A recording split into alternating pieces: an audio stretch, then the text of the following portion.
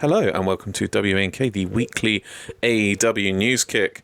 We're a three-man booth again tonight, so I am joined by my German Tony Schiavone, Patrick. It's Sting! German Tony Schiavone, what would that be called? Thomas Schiavone. I thought Thomas. Thomas Schiavone. My Schiavone.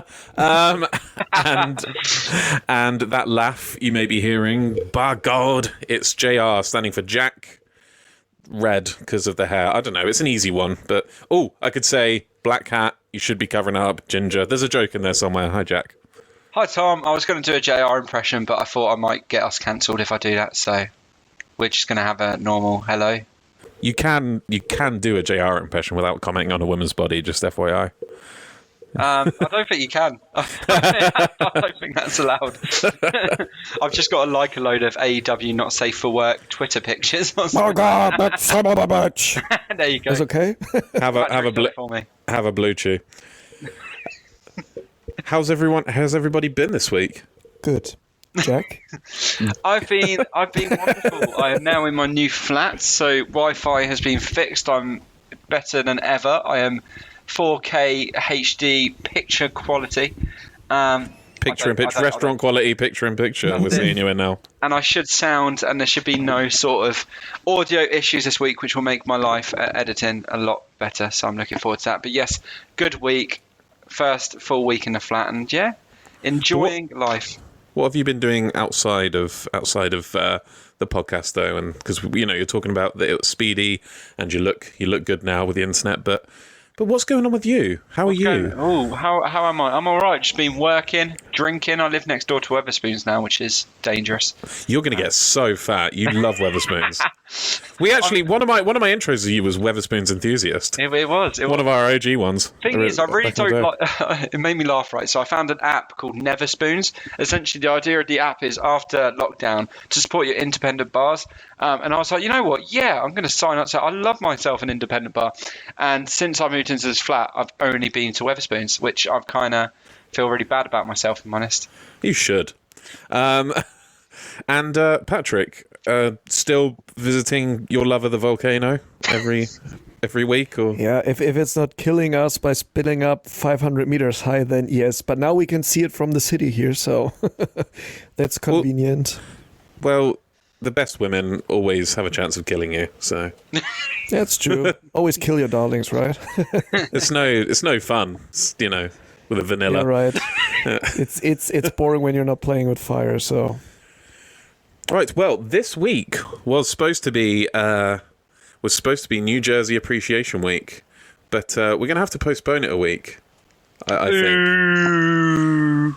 Well, because we're in a sort of state of emergency. This podcast, as a 2/3. I just heard somebody falling out of like the. How do you say? Oh, now the joke is gone because I lost the word. Shit.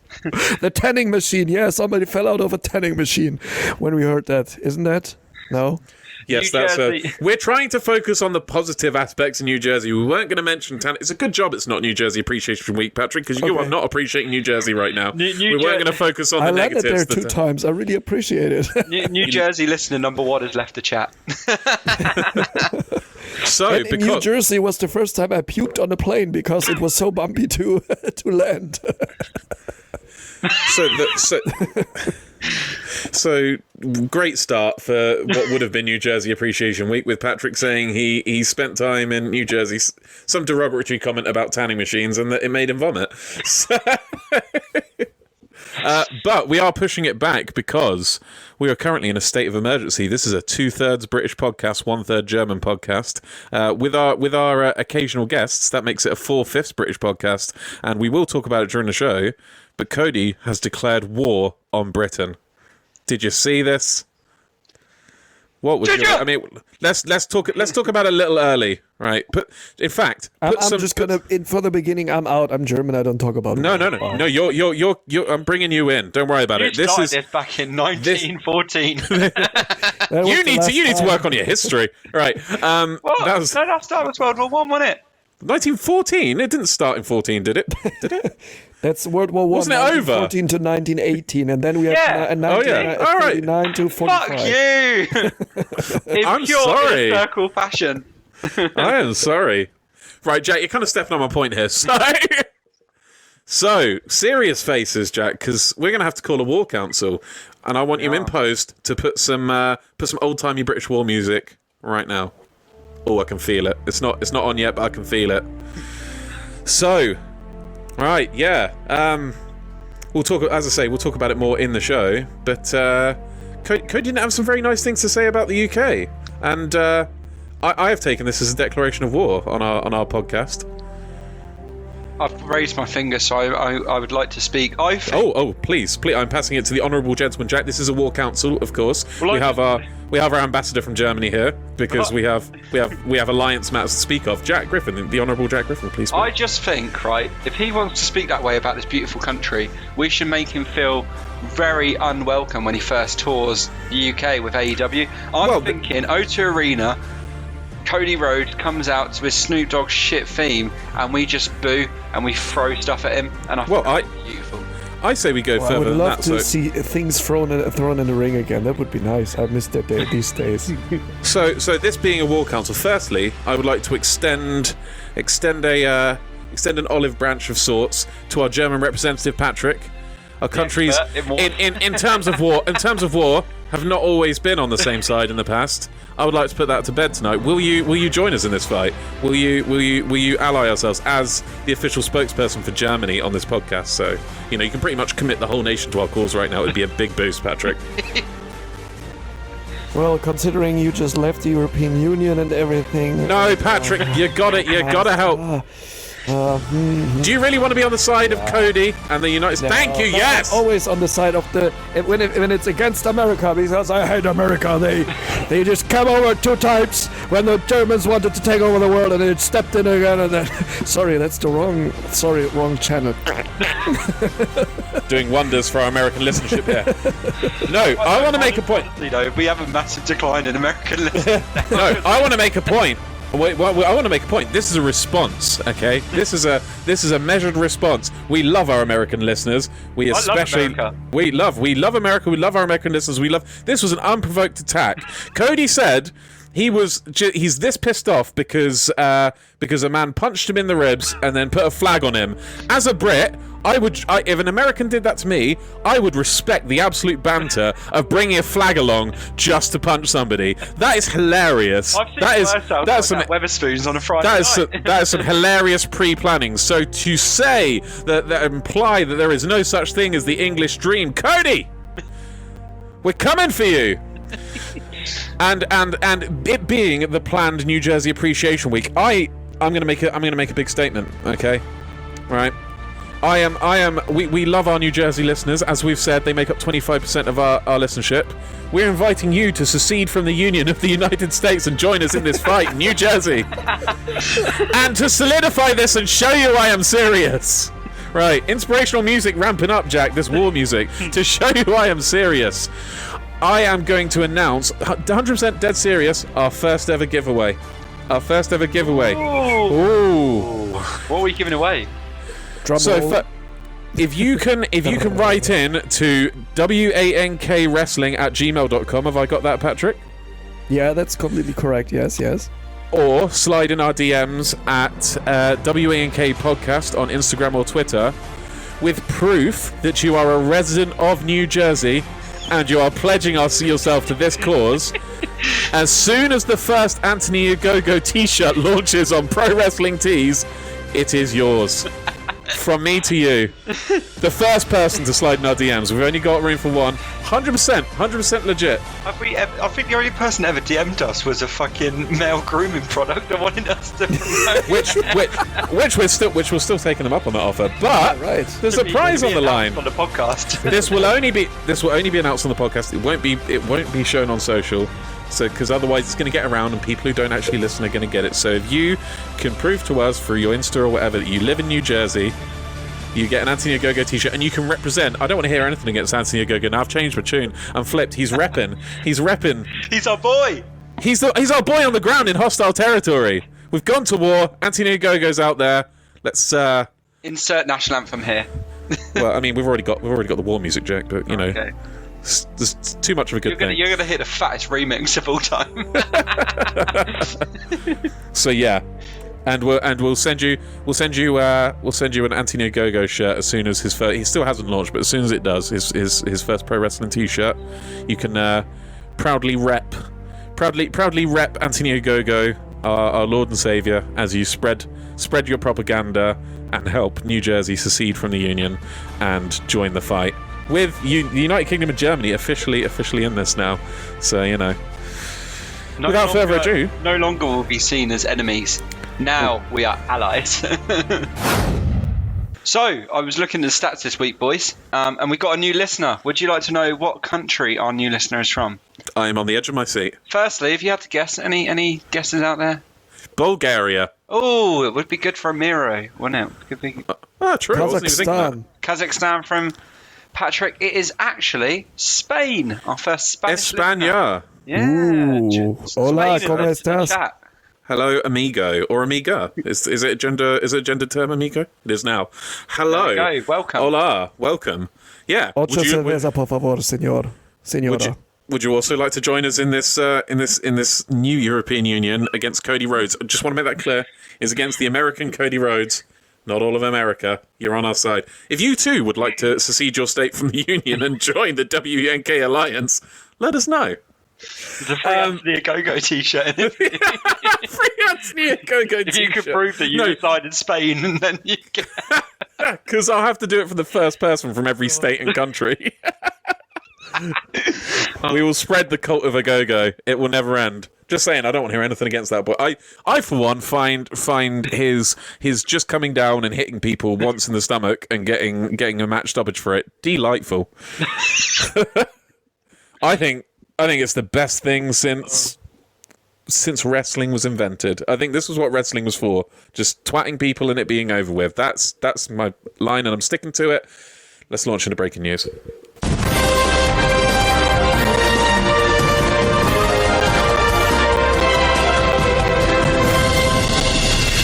I don't actually know what the breaking news is. Jack just told me to do that. So what's the breaking news, Jack? Well, I mean, it's nothing wrestling. Well, it is wrestling related, but not show related. The big one for me that I wanted to mention, you boys, AEW's going on tour again, lads. Lads, on tour. Lads on tour. So I'm not too sure specific where they're going. I know they're going to Texas, Florida, Texas. I don't know. I think Dallas and Houston. Yeah, Might so be. Yeah. But the good Big news, boys. breaking news, is AEW is back on tour. We're back to going to other cities, and this now, when you break it into parts, the first bit was getting the crowd back. This is the next moment, and I'm excited for it. Full capacity too, and that's starting Exactly. to double or nothing. Yes. In a new arena where we don't. I mean, don't get me wrong, I love Daly's Place. It's a great venue, but it'll be nice to see a different setup and to have a full crowd in a different city. That first show back in a different city for AEW Dynamite will just be. They've got to pull it out for that show. It's like I'm married to Daly's Place. You know, I see her every week, but you know, I want a bit of strange. I want a bit of strange after a year, in it's okay. Houston.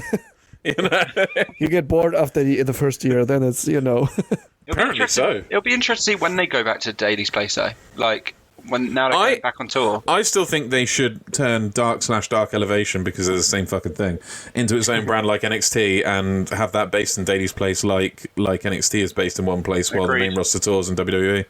That's what I'd like to see. But that's it for breaking news. Just a short one, but I thought it was worth mentioning. Thank you for that, Jack. Let's go into Dynamite.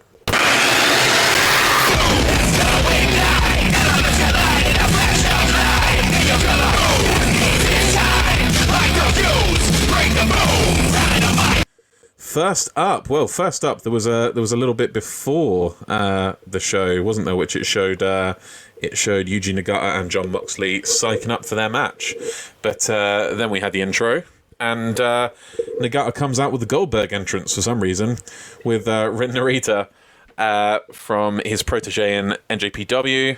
Excalibur gives us the rundown of Nagata's accomplishments. Jim Ross mentions that Nagata hasn't been on TNT in 22 years. Then Moxley comes out with Eddie Kingston to... Did I have a stroke and imagine this, or did this actually happen? They came out to Wild Thing. Can you just confirm that you guys heard that too? I can confirm, yeah. Yes. Good. We were highly confused. I don't have to worry about smelling toast then every second. And Rocky Romero's there as well when they showed him in the crowd. Thoughts on this one? I'm going to come to Jack. Thoughts on this one? What, the whole match? Yeah. Yeah. You know what? I liked it. It was good. Yuji Nagata can go, by the way. Like for his age, He's what, 54, 55? I know, mad. And they said on commentary, he said he wants to wrestle till he's 70. So, I mean, if he can keep it up like this, I'll be very impressed. Well, in New Japan, he mostly wrestles in tag matches now. So, I can't remember the last time I saw him in a singles match. This was good to see. But yeah, Blue Justice, as he is called, is usually in tag matches, so it's easier for his age, Yeah, well, for me, this match, like we always say for the opening matches, it seems to be a rinse and repeat, but it was a good match, wasn't the best match on night. For me, the more important thing that came out of this match is the Forbidden Door still open. Obviously, we had Kenta come over, and now we've had Yuji Nagata, so we've got some, it's building up. I'm looking forward to seeing more New Japan talent come over. Hopefully this isn't, the last we'll see of them for a while. Hopefully it's a recurring theme. And yeah, I just think for me it's more of an important step to see these sort of, the cross promotions wrestling together. I think it's just showing how much we've missed of it from when it was just a WWE dominance back, like 5-10 years ago or whatever, and this never happened. Now AEW's come in, it's like AEW's come in obviously and just being like, no, we want to work with you all. There's no segregation anymore. It's not who's the best promotion. Let's all work together and help each other grow, and it's so nice to see. And let's be honest, Mox was never going to lose it here. That was not really in doubt in my eyes, but it was a good match. It was an enjoyable match. It wasn't too long. Both came out of it, really good. And I liked at the end, the show of respect, like they do in New Japan. The show, you've had a good match, but it's not bad blood. It's respect to each other, good match, and we go on. We persevere. No, it was good stuff. I'll give you a rundown and then I'll come to Patrick, as is tradition. One of you's opinions first, then we get the rundown, then I come to the other. So, after a bit of back and forth, it spills, it starts out, it's a standard back and forth, spills outside, and Mox starts to dominate the match. Back in the ring, Mox is beating down Yuji with a series of strikes. We see Lance Archer watching on. Mox is giving Nagata kicks to the chest. Very strong styles, Japanese kind of style wrestling on display here, which was nice. It was almost like I was watching a very short New Japan match. He's giving the kicks to the chest, and Nagata asks for more. Mox puts him down and puts him in a headlock. He goes up top, jumps, but gets caught, and Nagata starts a series of leg strikes on him of his own. Nagata hits the exploder for a 2 count. He rolls to dodge a Mox clothesline, I think he was going for a lariat, before a fake-out dropkick and some more kicks. Mox gets to his feet and they get into a strike fest. Nagata goes for the high boot, but it is no dice as Mox dodges it and hits the German suplex. Mox goes for a pile driver, but Nagata throws him off, runs a knee into him in the corner, and goes up and hits an exploder from the top rope, probably the nicest spot of the match. Mox flips off Nagata, gives him the fingers, and Nagata gives him a big kick and gets a 2 count. Mox locks in a sleeper hold. Yuji reverses that and ends up getting him in the arm breaker. I really like this. This is when it was ramping up at this point. Forearms were being traded in proper New Japan style before Mox hit the sliding lariat for a near fall, and then gets some knees into the head and hits actually quite a sloppy paradigm shift. But, the rest of the match I thought was absolutely solid. But a really, a paradigm shift for the win. And Mox, as we expected, the winner. But, I thought a very good match, bar one or two little moments. What did you think, Patrick? Yeah, same here. Very good match. Quite good match also for a 53-year-old man. It was quite... The pacing was fine for that and everything. Yeah, and I just love to see that also, as you said, the Forbidden Door still open. Yeah, and you and me were actually talking about it. It's so interesting that even though he's 53 years old, he still looks good. Like Sting also obviously looks good. So when you're not on a WWE schedule, you don't look like shit in that age. Like The Undertaker, in that age, he could barely walk. So that's quite interesting. And also, when you see other wrestlers from NJPW, like the Great Muta or so, like when they're in the ring, of course they're not the most agile or so, but still they can still move and are not as damaged as WWE wrestlers. Also maybe because they didn't do drugs or so. I don't know. Well, but the it's size nice as to well, see something like this. I think bigger guys break down easier. Do you know what I mean? So with this also comes on top. But Sting is also still like a bigger guy, and he's still quite agile. But let's come to Sting at a later point. But I thought it was a decent match all in all. Certainly not the worst match of the night, although we'll get to that. Next up, we had the Inner Circle, or the Inner Triangle, I guess you'd say. There's only 3 of them. Inner Triangle versus Death Triangle W.A.N.K, being interviewed by Alex Marvez. First off, going into the segment, JR called them the Inter Circle. Oh, JR. Never change, or do change, actually. Ortiz says that MJF had Santana detained. I don't know if that... What happened with that? Is there a reason he's actually off TV, or... I haven't heard of anything. Yeah. I don't know if they're just really playing into a storyline. I'd like that if they were, to be honest. That's a nice touch. It's multifaceted storytelling. I mean, it'll probably come out that there was a reason he wasn't there, and they, but I would like it if they just did that just to sell it. He might be just injured. Because the fact that Jericho was actually there, spoiler alert, made me think that that he was actually a legitimate reason why he was out. But anyway, Hager said they want a rematch, and Guevara said pretty much they're going to kill him. That the Inner Circle, the Pinnacle, whatever they had, the coronation, that was it, not the inauguration, it was the coronation, that it all turned into like their funeral or whatever. I really like this. A lot of passion from all 3 guys. Let's come to Patrick. Thoughts on this segment? Yeah, I liked the segment also. The only problem I had is that Sammy Guevara, when he was speaking to the camera, he looked like he was smiling a bit while doing that. So his facial expression was not that aggressive as the other ones were. Although Jack Swagger in the background, he just nodded his head and looked angry. But that's what he does, I think. Well, Jake Hager did get some time on the mic, which you call him Jack Swagger. I thought they were. I've noticed them trying to give him and Wardlow more mic time. I think Wardlow has got a better chance at actually becoming good on the mic than Jake Hager, but at least they're giving him the opportunity. And I didn't think it was bad mic skills, to be honest with you. It was all right. No, that was fine. But like I said, Sammy looked a little bit. He did look too much. Unemotional on that, just the words out of his mouth. But anyway, Inter Circle, good category, new category on Pornhub. Inter Circle. Why took a while for the penny to drop there. He's German. It's always porn all the way down. Inter. Okay. Let's get our game face on, our war faces on for the next segment, which we're all going to talk about. We've alluded to it earlier.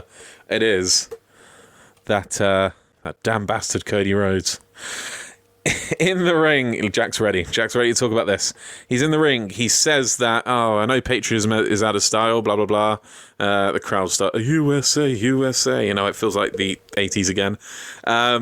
Cody starts cutting a really awkward, very unnecessarily political promo about, he's like, he starts talking about problems in the US and the recent election. It's like, this is what people come to escape from, Cody. It's feeling a bit weird. You can feel the kind of weird tension in the audience, in the crowd.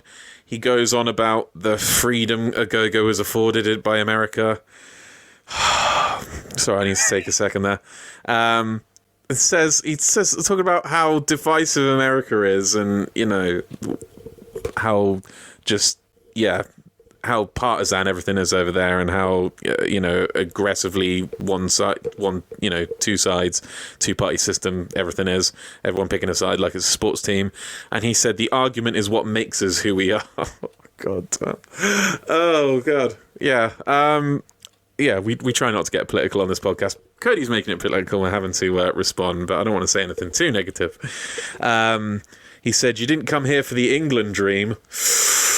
As in, you came here for the American dream. As if there's people still using the American dream thing as if Anthony Ogogo, the fucking Olympic bronze medalist, is going over on a little boat to Ellis Island, wearing his rags, like, oh, I'm here for the American dream.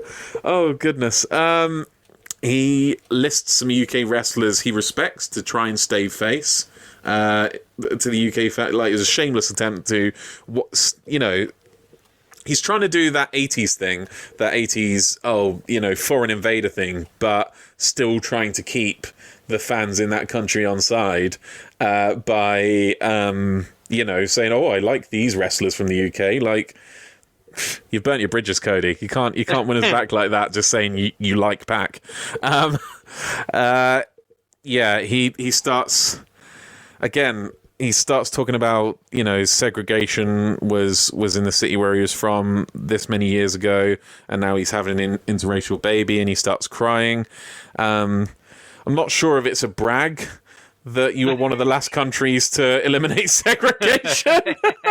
And as if that makes it awesome that up until 1960... Again, I don't want to... Was it like 1964 or something it was until segregation ended? I'm not sure that's the brag he thinks it is. Because to make rapid progress in a short amount of time, you had to start the progress like really late. Do you know what I mean? So I don't think that's the slam dunk he thinks it is. He makes a weird sword metaphor about his brother. At this point, I was half switched off, and books the match with Ogogo for Double or Nothing. King Ogogo is going to go and colonize Cody's ass.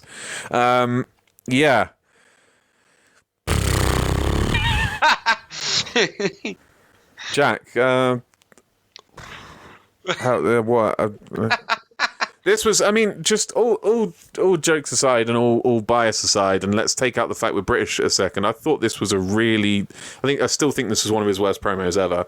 It was so awkward and meandering, and it was full of all these he's so kind of masturbatory, do you know what I mean, in his promos, trying to throw in all these metaphors, and he's such a smart ass, and I don't know, he doesn't exude face. He's not he used to be I think he was the best face of 2019. I don't know what happened. Been sniffing his own farts too long, but he's such a fucking dickhead energy coming off Cody recently.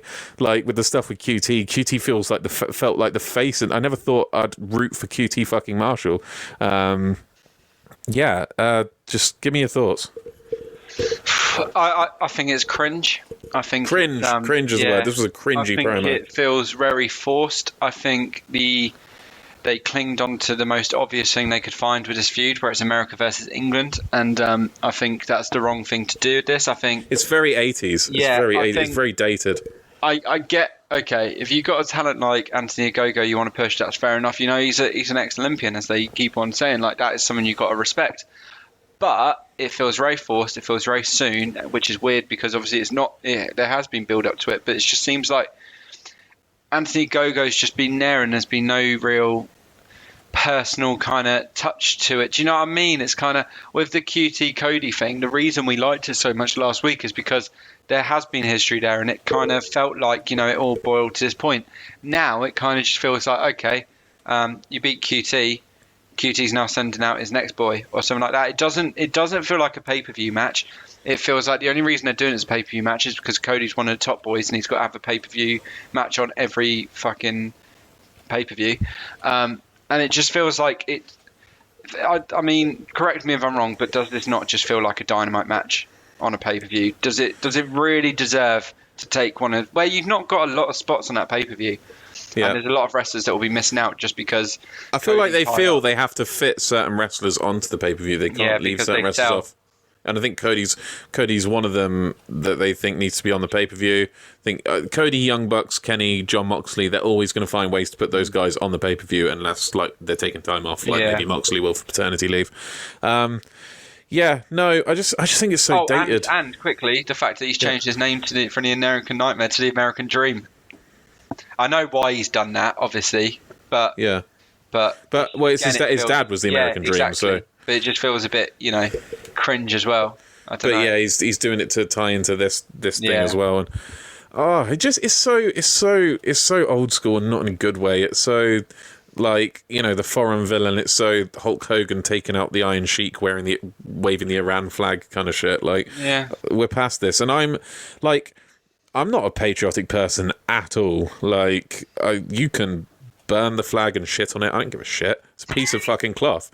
Do you know what I mean? It's like I owe no strong allegiances to it. But when it just feels like trite and old and stale to be cast as the wrestling villain again. Do you know what I mean? And this is why we need you New Jerseyans and you Spaniards to join us in our fight. Yes. New Jersey will be our landing spot for the Revolutionary War Part 2. Don't feel like traitors. We're going to keep everything the same. We just want Cody. Just give us Cody, and no one has to get hurt. Just give us Cody. Actually, like a large majority of you, it's just that one individual now. Give it, yeah. He is. It's just all right. I'll tell you what. Let's get someone who's less biased, country-wise, into this. Hop in, Patrick. Tell us what you thought of this promo. Right. It's not just us. It's not just because we're British. It is very. It's the last thing when you don't have an idea to put up a story, just make it really cringy, over the top, smeary, whatever. Just put your unborn child into this thing where you said it's going to be so beautiful. You don't know how it looks crying. Like. If it looks like you or your dad, you should run away from it. But the thing is and then putting the patriotism in it. I hate patriotism. Although I'm German, I like nationalism more. But but no, that's just. I'd say our podcast is now getting unnecessarily political, but it's not. It's in response to Cody making things.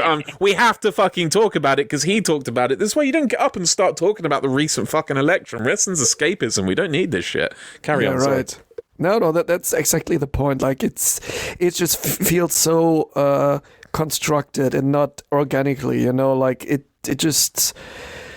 Basically making also Jack up said, a feud, a national feud, between UK and US, and he is the only UK guy in his Nightmare Idiot group, split off group, and the other ones are American. They're we agree as well. And like Tom said earlier, it's and this is not, might cut this out depending on how it goes, but America seem to make it because they've only got they've got two political parties in it. They always seem to make it an us and them. It's always a 1v1. Whereas we over, obviously in England stuff, we have so many people with so many different views, and I feel like they just target straight away at the us and them mentality, and not just that's the American mentality. There is no. In sports, there is no draw. There's either winning or losing. Yeah. That's just the American. Go big or go home. Someone's got to lose, and that's it. Yeah. Overtime. Yeah. It's like you say. It's just. I don't know. Yeah. No. It is just. I mean, I'm going to get invested into this feud, ironically, for this podcast. Let's go a go. Yes, that's not a hard chant to chant at all.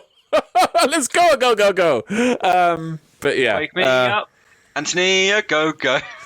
Yes, I think he might win a Double or Nothing, and I think he will. I want him to just. They're pushing him. Yeah, he's got it. Yeah, he's got it. They can't cut his. Yeah, he's gonna land one right between Cody's rib cages, and I shall rejoice. Next up, we had the tag title match, SCU versus the Young Bucks, the Bucks of Youth. We had a little promo from SCU talking about how they were, they were always on the road together with the Young Bucks. They were always friends, and that was before the match, and then we launched into it.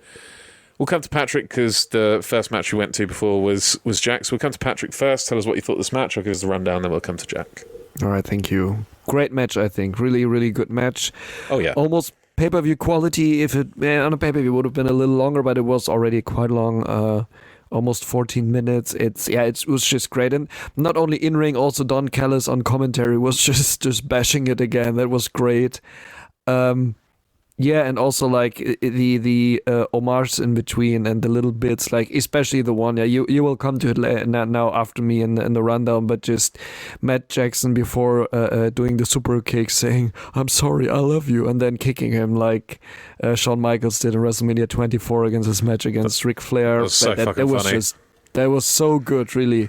And also, I feel like Jim Ross didn't actually pick up on the reference because he was like talking about it like, "Oh, please, he doesn't really love him," and stuff like that. It's like, no, you're not getting it, Jim. Like, if you forgot, like, I think I'm probably expecting too much of Jim to remember, like, but he was there. He called that match, so yeah, right.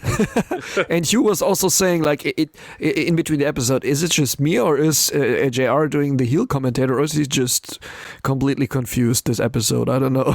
I think I've said this before. I think I don't want to get off tangent, so I'll just say it quickly. I think all the commentators, bar maybe Excalibur, just play themselves. Do you know what I mean? Like, I think Tony Schiavone and JR, they're less common. I think.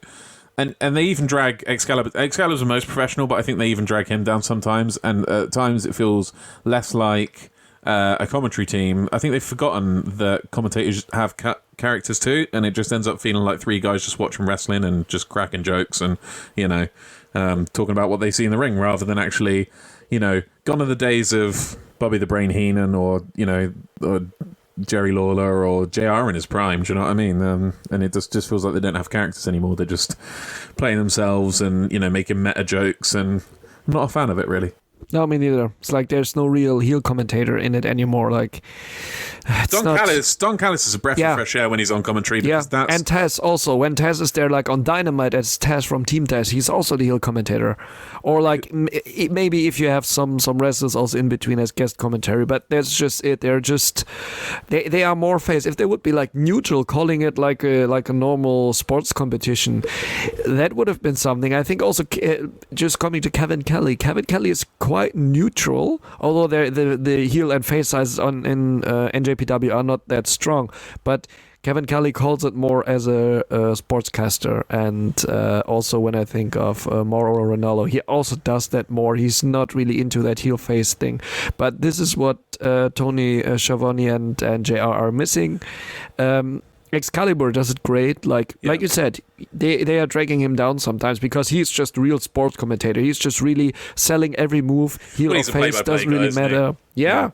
But then you just need this thing on commentary more. That's just, Well, that's why that's what I think is just the golden formula, is to have a face play-by-play guy and a heel color guy, and that was what it was back in the day with JR doing play-by-play and King doing color commentary, and and then every so often taking a break from doing the play-by-play to just have banter with him and be the face responding to his heel, be the straight guy. Do you know what I mean? That was good stuff. And And that was that was Don Callis. Is what Don Callis was for when he was in NJPW. He was just the heel color commentator. Yeah, it was awesome. Like with Kevin Kelly together. Just again, we're getting off on a bit of a tangent, but just quickly because it was too long ago to mention in less important shows. Kevin Kelly, you're mentioning. If you go back, you say he does sports type presentation, and that's very true. If you go back and watch the match recently, the Darkness Creation match between Evil and Toriano for the KOPW 2021 title at, I can't pronounce it, but it ends in Satsuma. It was before Wrestling Dontaku. Kevin Kelly did not take this match seriously at all. You could tell he was basically insulted by this match and just ripped this, and but in a good way. Do you know what I mean? He just absolutely at the end of the match, I swear, this is the quote he said. He goes, "Of all the wrestling matches I've seen, that was one of them." So, and then he was like, and then he mentioned like maybe it wasn't even a wrestling match, like, or maybe not, or something. It's like, yeah. I still have to watch that, but we'll come to that on another part if you want We will, to. yeah, for sure. I just wanted to, because you mentioned Kevin Kelly. Yeah, Finish us off fine. talking about this match, specifically the end and the Christopher Daniels blade job, I guess, brutal blade job that happened and the ramifications of that. Yeah, really. There was just like blood spilling out of his forehead. That was, yeah, it was quite deep. Let's say it like this, or it was probably quite deep and wasn't as deep as you wanted Had to to. be. So, yeah. Yeah, I'll give us the rundown, and then I'll come to Jack. So, starting off, Kazarian sweep the leg, like Daniel-san in Karate Kid. Sweep the leg and catches a slap from Nick. He chases Nick around the ring and out to the outside. Kazarian ends up tagging in Christopher Daniels. They hit backdrops on the Bucks. Tag back to Kaz. There's a lot of quick tags going on here. Hits an elbow drop, then a leg drop. Oh, it was the elbow drop, leg drop combo from SCU. Chris Daniels in again, starts laying the beat down on Nick. Matt Jackson tips Christopher Daniels over the ropes as he's running towards him, very heel move. Power bombs Christopher Daniels into the apron, which commentary barely reacted to that. Are we at the point now where an apron bomb elicits like zero reaction? They were just talking about something else and they just didn't stop. It's like, just put his spine on the fucking apron, react, would you? Nick, then they did the whole thing where they kind of stretched CD out on the apron, and Nick did a senton onto his midriff. Gomagiri on Daniels, and then we start getting a fallen angel chant from the crowd trying to G him up, which was nice. Chris Daniel gets the hot tag to Kaz, who does a scoop slam springboard leg drop combo sort of thing. He's done a few times before. Really nice tag move from SU, which I don't really know how else to put it other than assisted powerbomb. Then they hit Celebrity Rehab. Go for the best Meltzer ever, but it is escaped. I've lost track of who that was on. I think possibly Nick. 50-50 chance, right? Kaz hits a leg drop to the back of Matt. It's probably Matt. No, I think it was Nick, and then, I don't know. Hits a leg drop to the back of Matt's head, but Nick ambushes him. They super kick. I think this is Nick super kicks Daniel's head against the post, and that's where he blades and starts pissing blood everywhere. He's opened up properly. Kaz hits a cutter, one of those cutters where he launches them over the ropes into the ring. Then the Bucks, I believe, hit a run-in powerbomb Gomagiri combo, and but Kaz ends up fighting back and pinning both of them at the same time in a really nice kind of German suplex bridge pin sort of thing. There's a roll-up win from SCU. They won it, yeah, but was it Rick Knox wasn't paying attention. He was distracted, so he did not see it. Probably my favourite moment of the match was Kazarian hitting a Styles Clash while staring directly at Doc Gallows. AJ Styles obviously being the former leader of the Bullet Club, so some mind games going on there.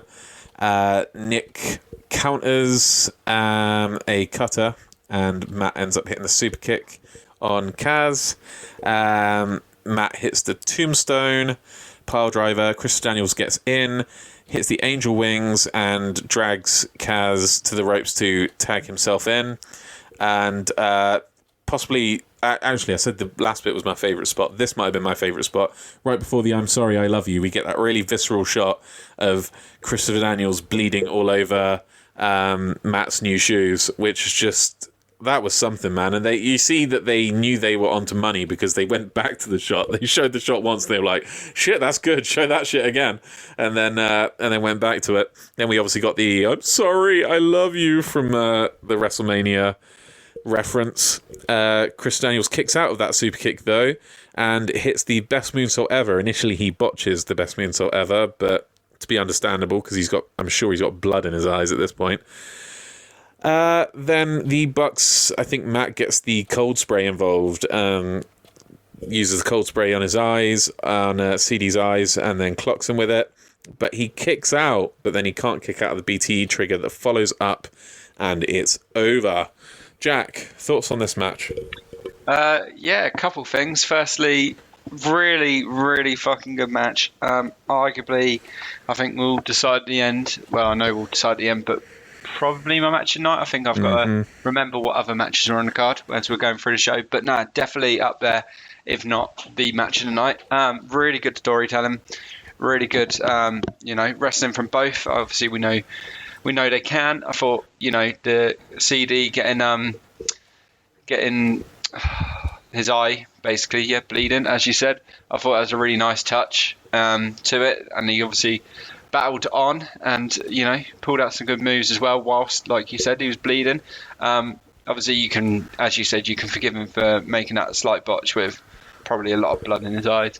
Loved the Styles clash. I agree with you. That was probably one of my favourite moments as well. With that and the bleeding on the boot were my two favourite bits of the match. Well. Yeah, I love that as well because I think Don Callis said something, and it was like you felt like obviously a normal commentator, you'd think he was saying like, "Oh no, look at like Christopher Daniel," and he's like, "Oh no, he's got blood all over his shoe." It's the way he said it. Like he led you to believe he was concerned about. I found that hilarious. But no, obviously we knew the result was going to happen. But it's sad that that's the end of SU. But I was saying to Patrick before you joined the podcast, this is one of the problems I had with this show. I thought they really undersold the Lost. I thought that they did not give it enough after match attention that it deserved. I think because they didn't they cut to a break and then afterwards they were like, "This is what it just showed a quick clip of them hugging after the match." It was Bucks obviously won, and before they could even turn the camera on CD and Frankie Kazarian, you had Tony Schiavone saying, "Oh, it's kicking off backstage" or something like, "Our camera got to get." But they were disrespectful. But it was long as well. The camera didn't go straight on it. Obviously, they made a mistake and the camera wasn't there yet, or John Moxley and Eddie Kingston weren't there yet, and obviously it cut there eventually.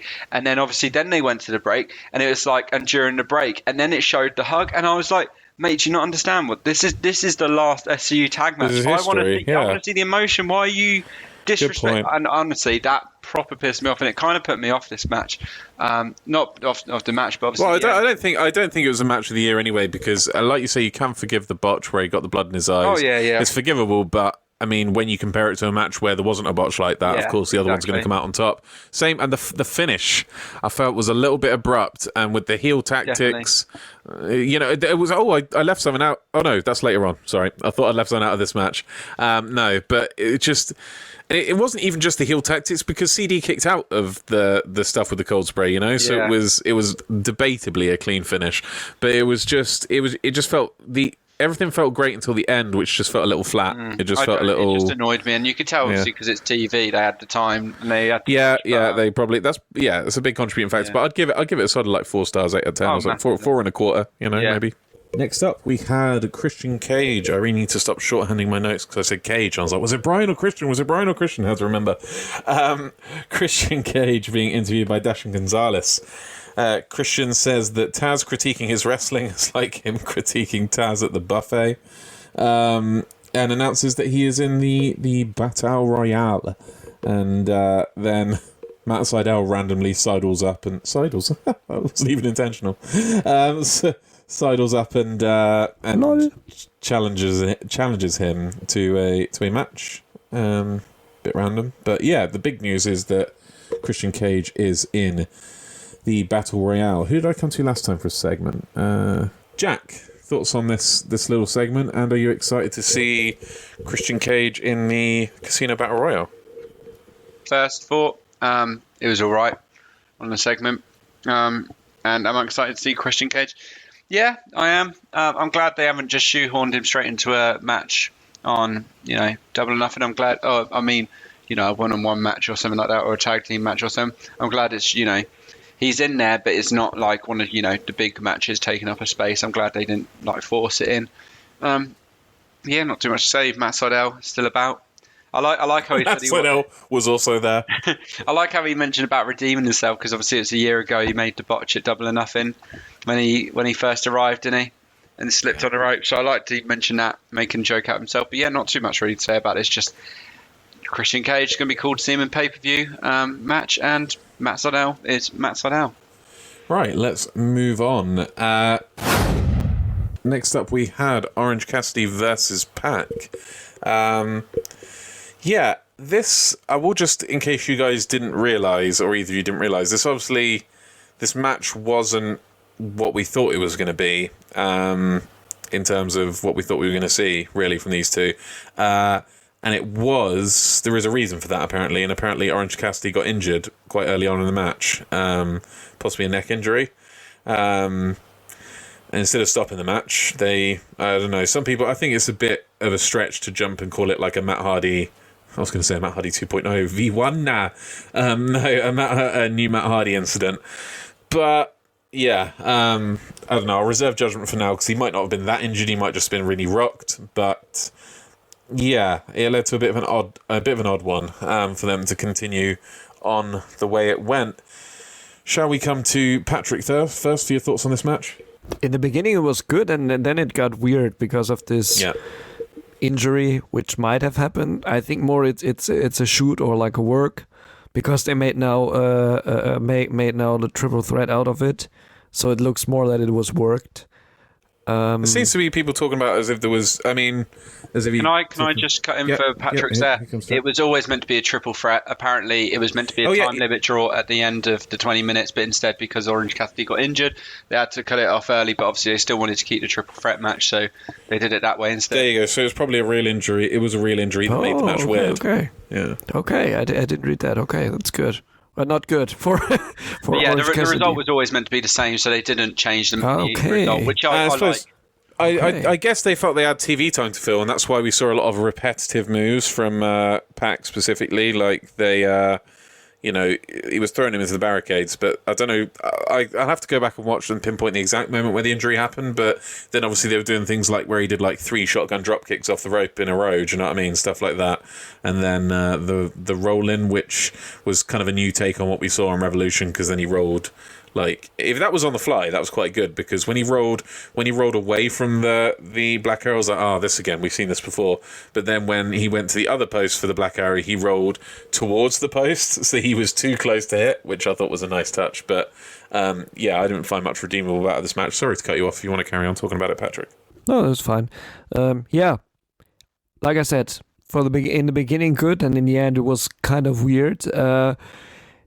Good that Jack said it, that the outcome was anyway the same, so that's also good to see, because I liked the outcome of the match, that it was just interrupted by Don Callis, and then in the end it's a triple threat instead of like Kenny goes on a road trip together with Don. That was quite a funny bit. I thought it was quite. I mean, now it makes sense, but it did feel quite awkward when Callis came out, like shoehorn it in. But I guess I could, I was like, oh my god, really?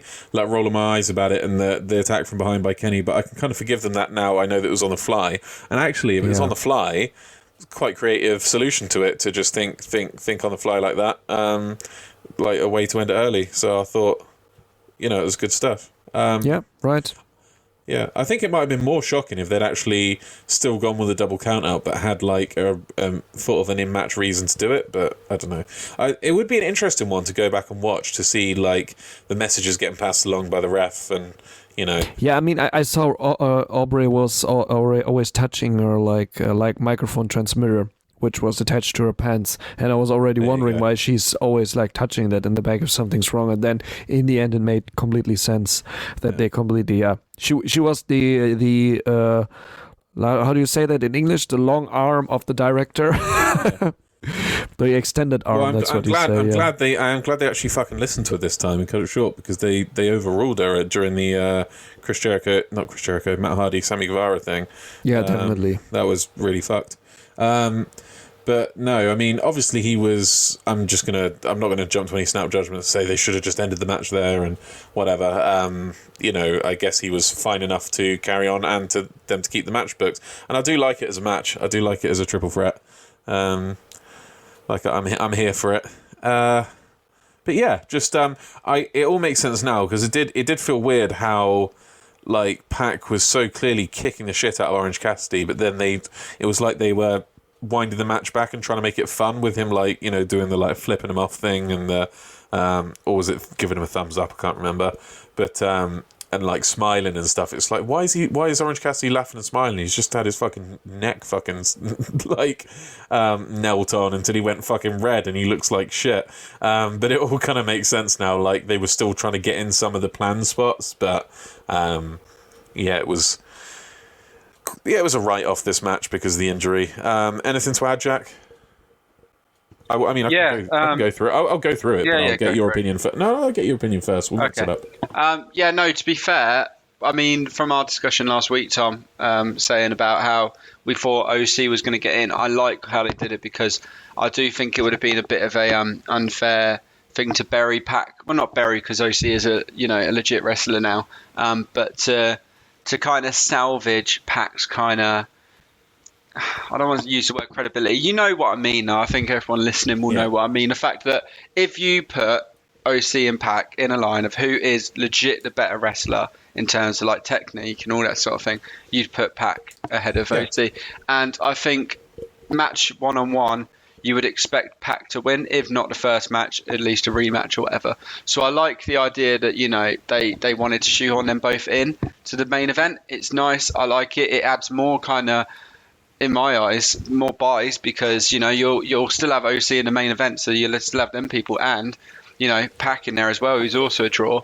The only other thing I want to say is, I believe, correct me if I'm wrong, first ever triple threat main event for AEW, or triple threat match in general. I don't. No. They've had Jimmy Havoc versus Joey Janela versus Darby Allin. Okay, there you go. Yeah, but definitely. Well, I'm looking forward to seeing this triple threat, especially as a main event, and just in general, because we've not seen it for a while then, if that was the last time. And it's definitely a match that, we don't see often. It's, again, another unique kind of match for a pay-per-view. I think there was a women's one as well, way back when. But it's a nice kind of unique match to throw out into a pay-per-view, again, that they won't overuse, you know what I mean? It's just like, let's have it main. I like it. It's cool. That's it for me. Rundown of the match, though. At the beginning, Pac crushed up OC's glasses, and OC hit the beach break immediately, and we're like, oh, what's going to happen here? But Pac obviously kicked out of that, hit a tope with his hands in his pockets. This might have actually been when he got injured, because it all felt weird after this. He had a backup pair of his aviators that he put on. OC threw Pac and started throwing back into, because again, this is where the repetitive stuff is. He threw him into the barricade twice. Pac started getting Aubrey's face at this point. It was the first of 2 times he did that, so I think, to be honest, that might have been a way of them relaying information, the getting all up in her face kind of thing. Pac hits a front suplex on Orange Cassidy, and then drives him into the railings twice. Again, a lot of repeat stuff going on. Kneels on his neck, which, if he's got a neck injury, this is a bit risky, so... and his face is just red at this point. He is Strawberry Cassidy at this point. Pac goes up to the top and hits a shotgun dropkick. Goes up to the other side, hits another shotgun dropkick, goes back and hits another shotgun dropkick. Obviously, fill in time on the show after that. Which, to be honest, considering the end got cut off of this show, they didn't have to do this, did they?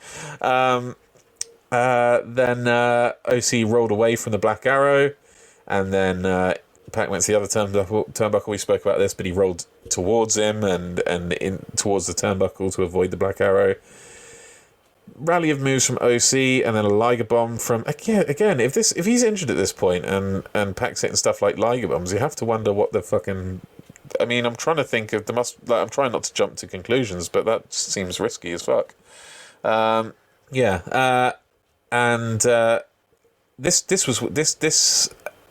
think this would have taken me out of the match regardless of what had happened in it. There were 2 breaks during this match, 2 commercial breaks, and it wasn't that long of a match. Like, that completely took me out of it. And then you could also tell when Excalibur said that there was a break whether there was going to be a break early in the match. He said if it goes if it goes to another picture-in-picture, we'll stick right with the action or something like that, wouldn't it? Like, I think this match was doomed from the get-go with 2 breaks and the fact that they go to the kind of slow-down, rest-hold stuff during it. Anyway, speaking of which, Pac locks in a headlock during the break and a foot choke, standard commercial break stuff. Pac starts taunting as OC finds his feet, and this is when Don comes out, distracts Pac, and Omega attacks him from behind with a belt. And Tony Schiavone awkwardly comes over, and the awkwardness again now makes sense. Now we know it wasn't the original plan. Comes over, explains he's just received word that it will be a triple threat. Because both men, they didn't answer the count. Sorry, I should have mentioned that, because that's the finish of the match. After Kenny attacked Pac, they couldn't answer the count, and Aubrey counted the 10. Yeah, said everything there was to say about it. It was unfortunate, but, you know, the end result is the same, which is a triple threat, Double or Nothing, which we should all be very excited for, because I think it's going to be good. Next up, we had a little promo from the Elite. The Young Bucks say that they're going to face Varsity Blondes next week. They slip that in, call themselves Selfless Christian Men. And Matt challenges, says they got unfinished business, and extends the offer for Mox and Kingston at Double or Nothing for the titles. Patrick, excited about this? I mean, it seemed obvious, didn't it? Yeah, it seemed obvious. It's true, but it's just like really sad that we have this segment earlier, or that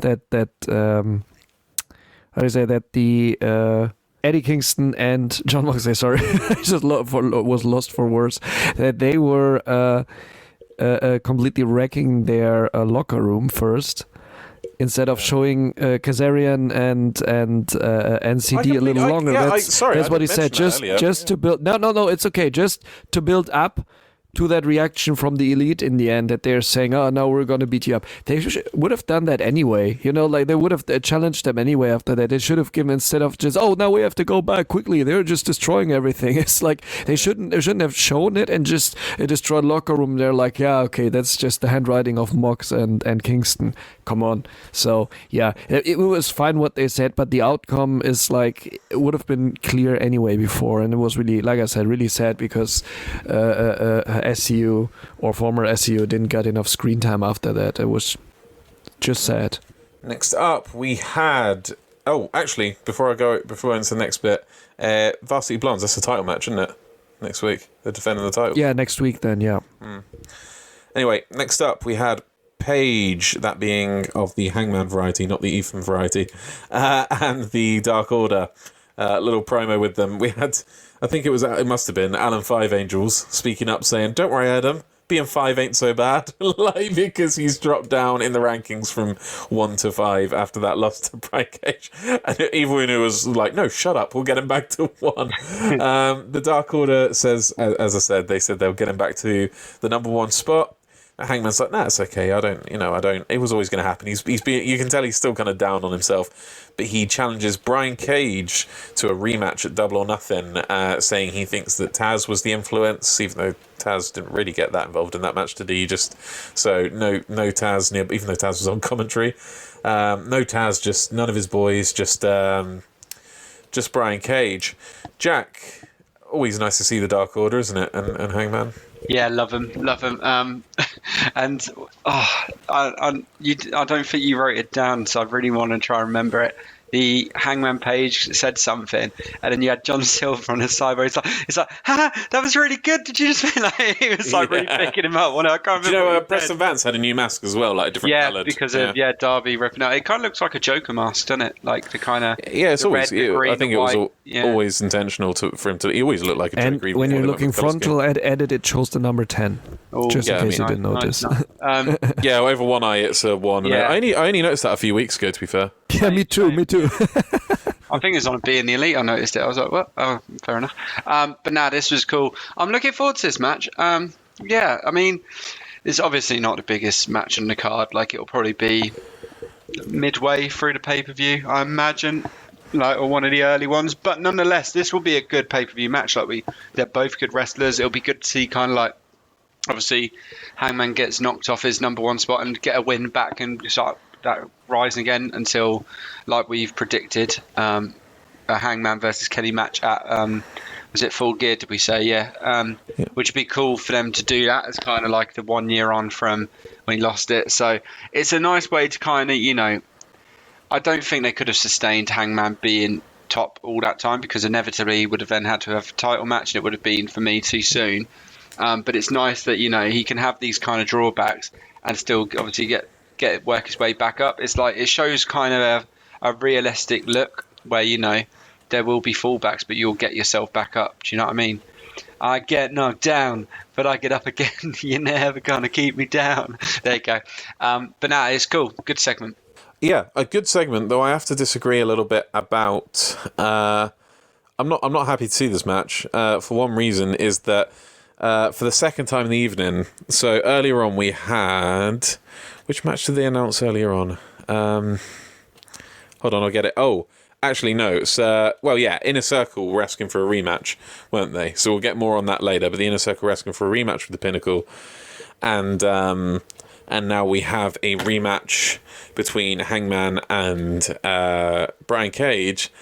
And this just kind of reeks of 50-50 booking, like WWE style 50-50 booking. Like one person gets a win, so the other person has to get a win, and then no one, they try and get everyone over, and then nobody gets over. And it's been the downfall of WWE for so long. I just don't want to see.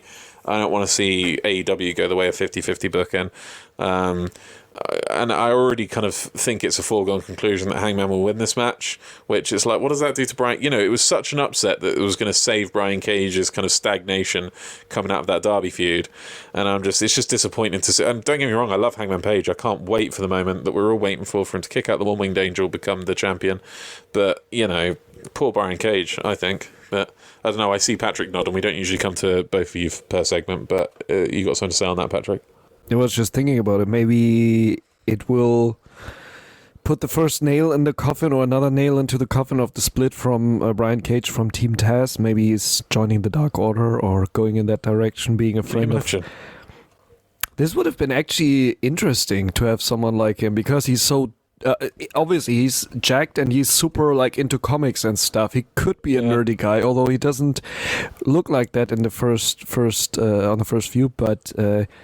maybe, I don't know. He could be like a tag team partner for Johnny Hungy, or is Johnny Hungy's big brother? Yeah. No, just Jack is just like no, shaking his head. No, but just already has a tag partner. What about Reynolds? Yeah, exactly. Yeah, there you go. Also, I know it came across the results and we don't normally talk about it, but dark result this week. Alex Reynolds actually beat Isaiah Cassidy, which I did think was a bit of an upset. A little bit. It could have been either way, but I thought that was a nice result for Alex Reynolds. Anyway, sorry. Next up, we had actually, before I go into that, I keep doing that. Next up, we had we were talking about masks and the 1-0. Do you notice that negative ones is the same? It's a minus over one eye and a 1 on the other. There you go. Yeah. I've enlightened a few people there. I bet a few people didn't notice it. Maybe 1 or 2. Yes. I think that's why I noticed that with 10. I noticed that at -1 first, and then a -1. Yeah. Anyway, next up we had -1's what he's going to be called on the European tour. Don't worry. Next up we had the pineapple coronation, the Pinnacle coronation. MJF comes out wearing a crown. The absolute prick.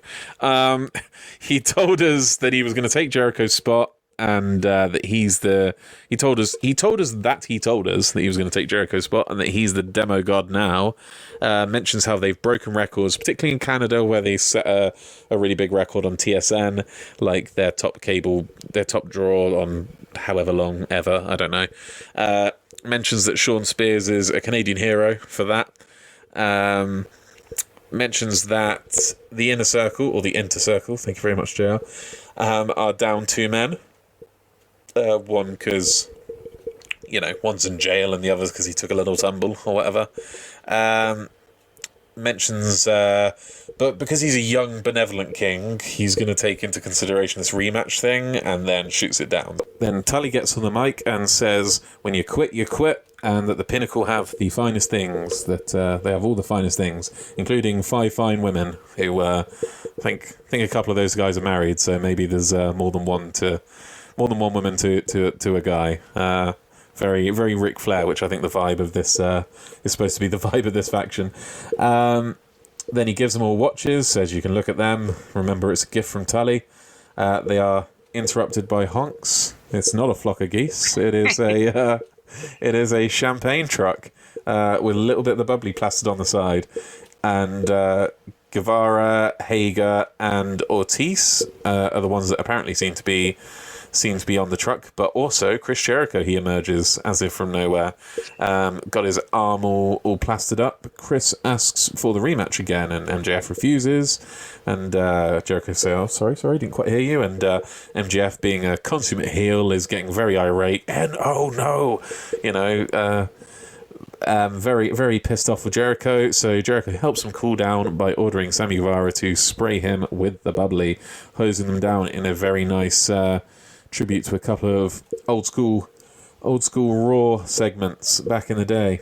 MJF accepts, but with the stipulation that it is a Stadium Stampede match, which the Inner Circle do not have the best record in, and that if they lose, they being the Inner Circle, they will have to break up.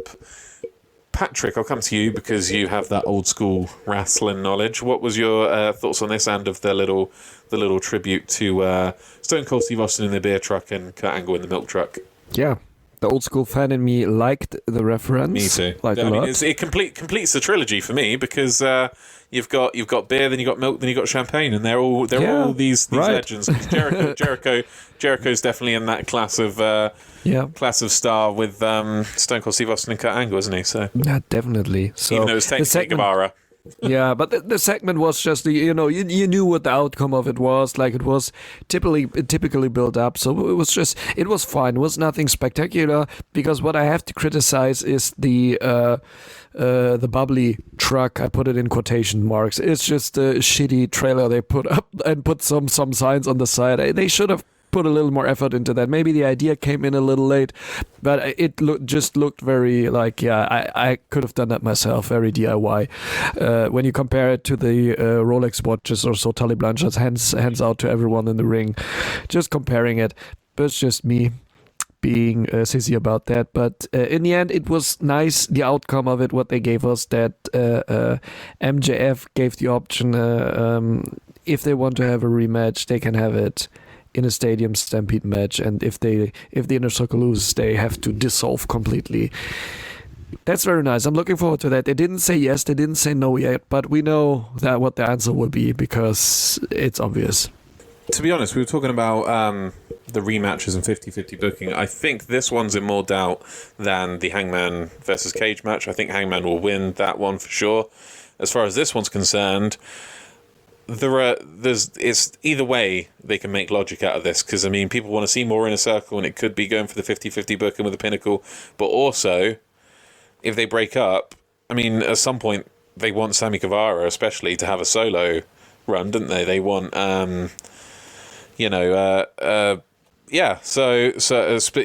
I mean, particularly Sammy Guevara, they want to see have a singles run, and maybe Santana Ortiz get back into challenging for the title, and etc. etc. So I can definitely see them making waves out of a breakup. I don't want to see it though, because I love the Inner Circle right now. They're great. They're one of my favorite parts of Dynamite. So I hope it doesn't happen. I will be rooting for them. I do think they'll probably win, to be honest, because they lost the last Stadium Stampede match. But I do think it's less. The result is more in doubt than the other rematch we talked about.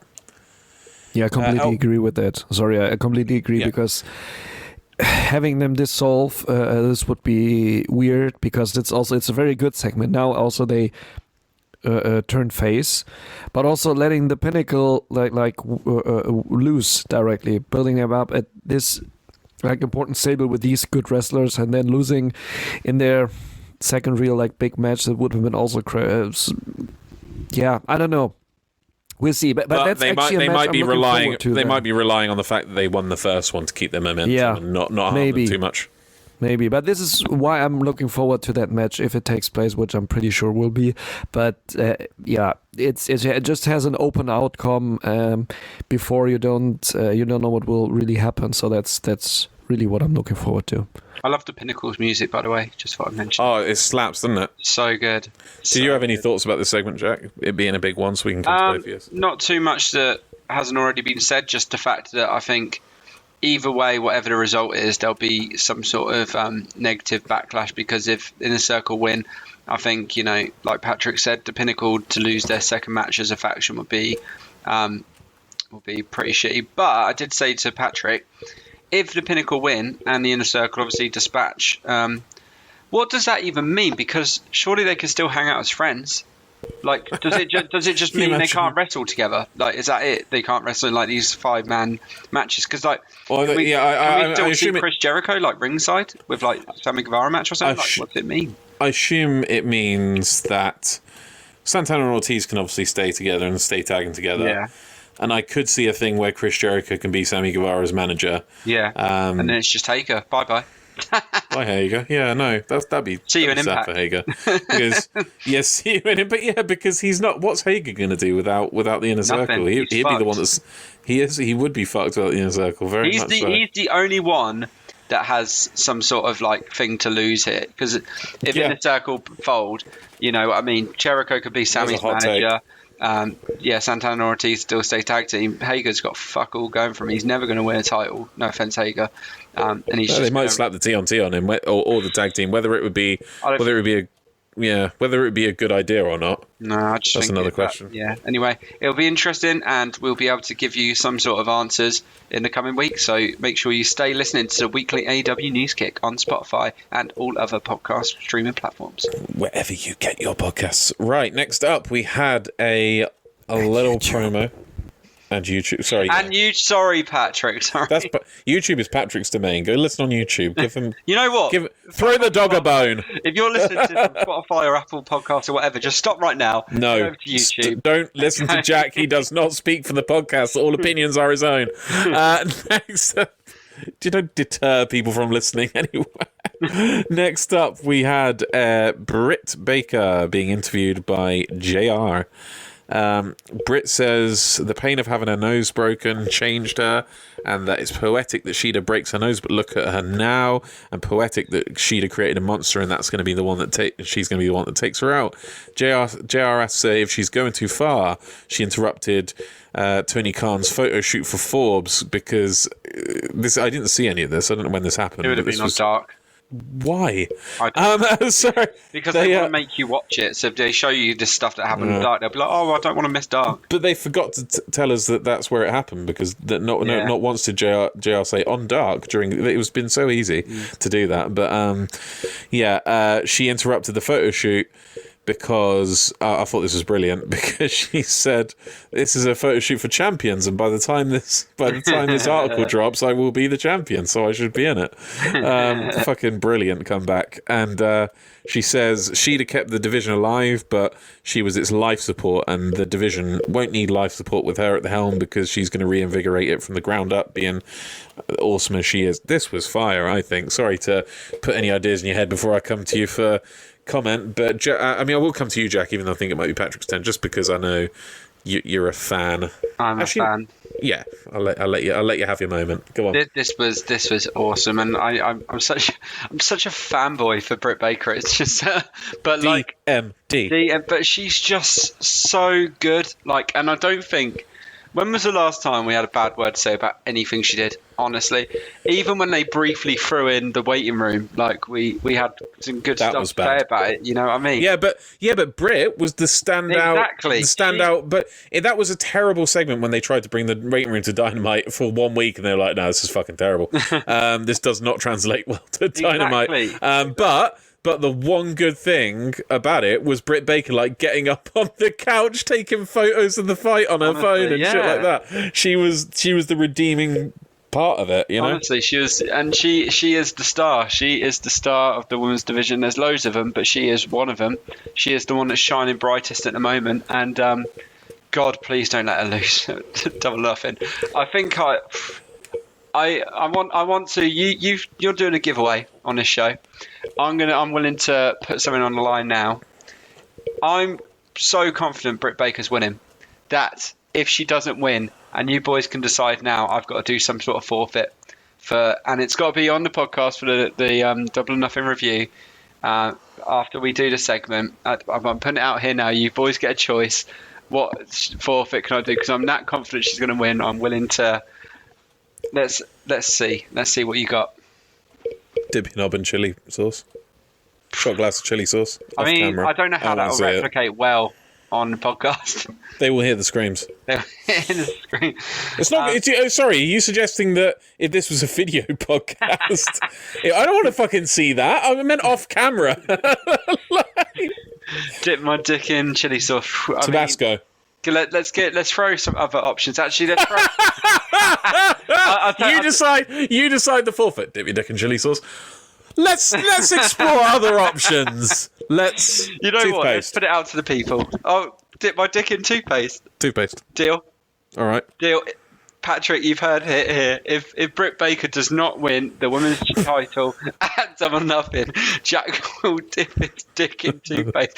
You can't really dip in toothpaste. Can we choose the toothpaste? Not just like children, like strawberry chocolate taste. No, needs to be the mintiest mint shit of all mintiest things that can be. So you're screaming your dick off. What? You can pick what toothpaste. Patrick, nice. Can we pick what toothpaste? Like Patrick has experience with it. Like I have dipped my dick in many toothpaste. No, but I'm always getting the ones which is the mintiest, like when you put them in the mouth, and I want him to put his dick into this shit because this is like when you brush your teeth for 10 seconds, it feels like, I don't know, you've mouth washed for 2 hours or so. Patrick, I think you're getting too much enjoyment out of this. Now might be a good time to remind everybody. Now might be a good time to remind everybody that this podcast is not officially endorsed by AEW. W.A.N.K. Only by Colgate.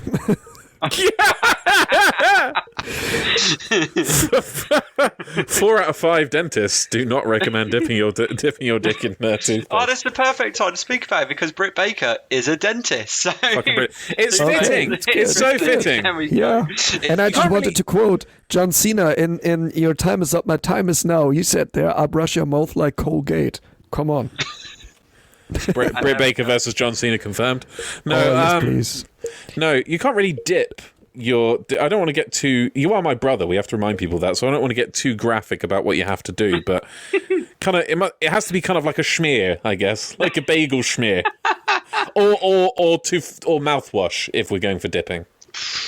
We shall discuss, but it'll be some sort of dental product. I'm going to floss my cock. There. No backsies. Great you didn't say not oral product, but that's another thing. Okay, let's go. Anyway. This really feels like the moment TNA put the Nasty Boys as the champions, but for our podcast. I feel like we have dropped in quality and we've become bottom of the barrel at this point. Let's bring it back. I think it's not getting better when the next opponent. Just talk about it. It's okay. Next up, we have Thunder Rosa versus Jasmine Allure. I'm just going to give us the rundown of this straight away. Yeah, let's Rosa starts with some hard... All right, Jack. Rosa, she starts with some hard strikes, chopping Allure in the corner. Moves corners, gives her some more chops. Jasmine battles out briefly and gives Rosa an elbow, but Rosa, I've written shuts her down. She's really trying to get some heat here. She hits a scoop slam on her and then a running senton, but she releases the pin. She's not done with her yet. Gets her up for a shoulder breaker followed by, I think it's called a Fire Thunder Driver, is it? Squash match. But thoughts, Patrick, if any? Just a squash match. I have to say, Jasmine Allure is a real weird name. Not going back to the pornography again, but this sounds like a porn actress name. Nah. Sorry. It's really like that. It was the first thing when I saw. I was like, who did choose that name? That sounds so wrong. Or is it just me? Maybe it's just me. But the match was just. It was short. It was a squash match to say, hey, Thunder Rosa is still here. So yeah. It's also interesting that it's directly after the Britt Baker bit. So.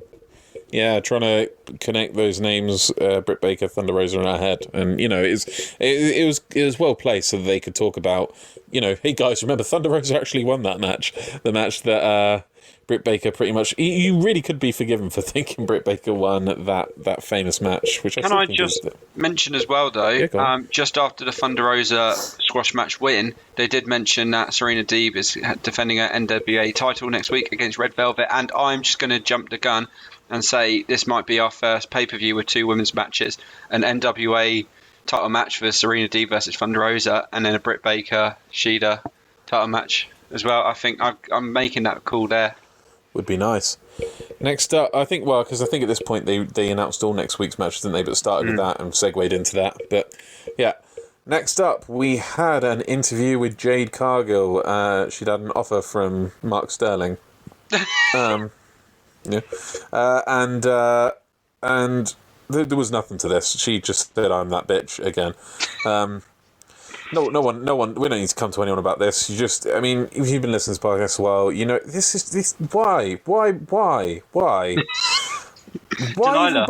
even bother interviewing? Literally, that's what she said. She said she just said I'm considering my options, but you got to remember I'm that bitch. That was it. No. It was wasn't it Tony Schiavone said something about looking after your business, and she's like, I don't have anyone look after my business. I look after my own business because I'm that bitch. Yeah, it was one short sentence. You're taking up airtime, man. Next up, we had this is a long enough segment in itself to actually count as a separate segment to the actual match, but we had a artsy kind of cinematic interview with Darby Allin driving back to Seattle. He says he hasn't got time. The interviewer asks him about being thrown down the stairs, says he hasn't got time to talk about that incident. And he goes into an old shithole he used to hang out in and kind of cuts a promo on Miro. Says Miro's been talking a big game essentially since he's been there, but he's just been dicking around essentially. One week he's doing video games, the next blah blah blah. Says he knows exactly who he is, Darby does, but does he knows who Darby Allin is, but does Miro know who Miro is? He said, and I quote, "Look at me, you generic son of a bitch," which was quite funny. Darby Allin says Miro will have to admit that he's one of the toughest he's ever been in the ring with. He said, 1 minute you're playing video games, next you're the best man. That was it. I couldn't remember a minute ago. As this was kind of a segment in its own right, shall we come to Patrick? What do you think about this little emo prelude we had before the main event? Darby Allin quality as always, I would say. When it comes to these bits, completely opposite of his matches. Really, really great. Really well put on point. Say what you really feel, Patrick. Cinematography is always quite good in this segments. I like that's your favorite kind of ography, cinematography. Yeah. Your second favorite. Oh, that's what I meant. No, sorry. My first favorite is another one. That's what I meant. It's your second favorite kind of ography.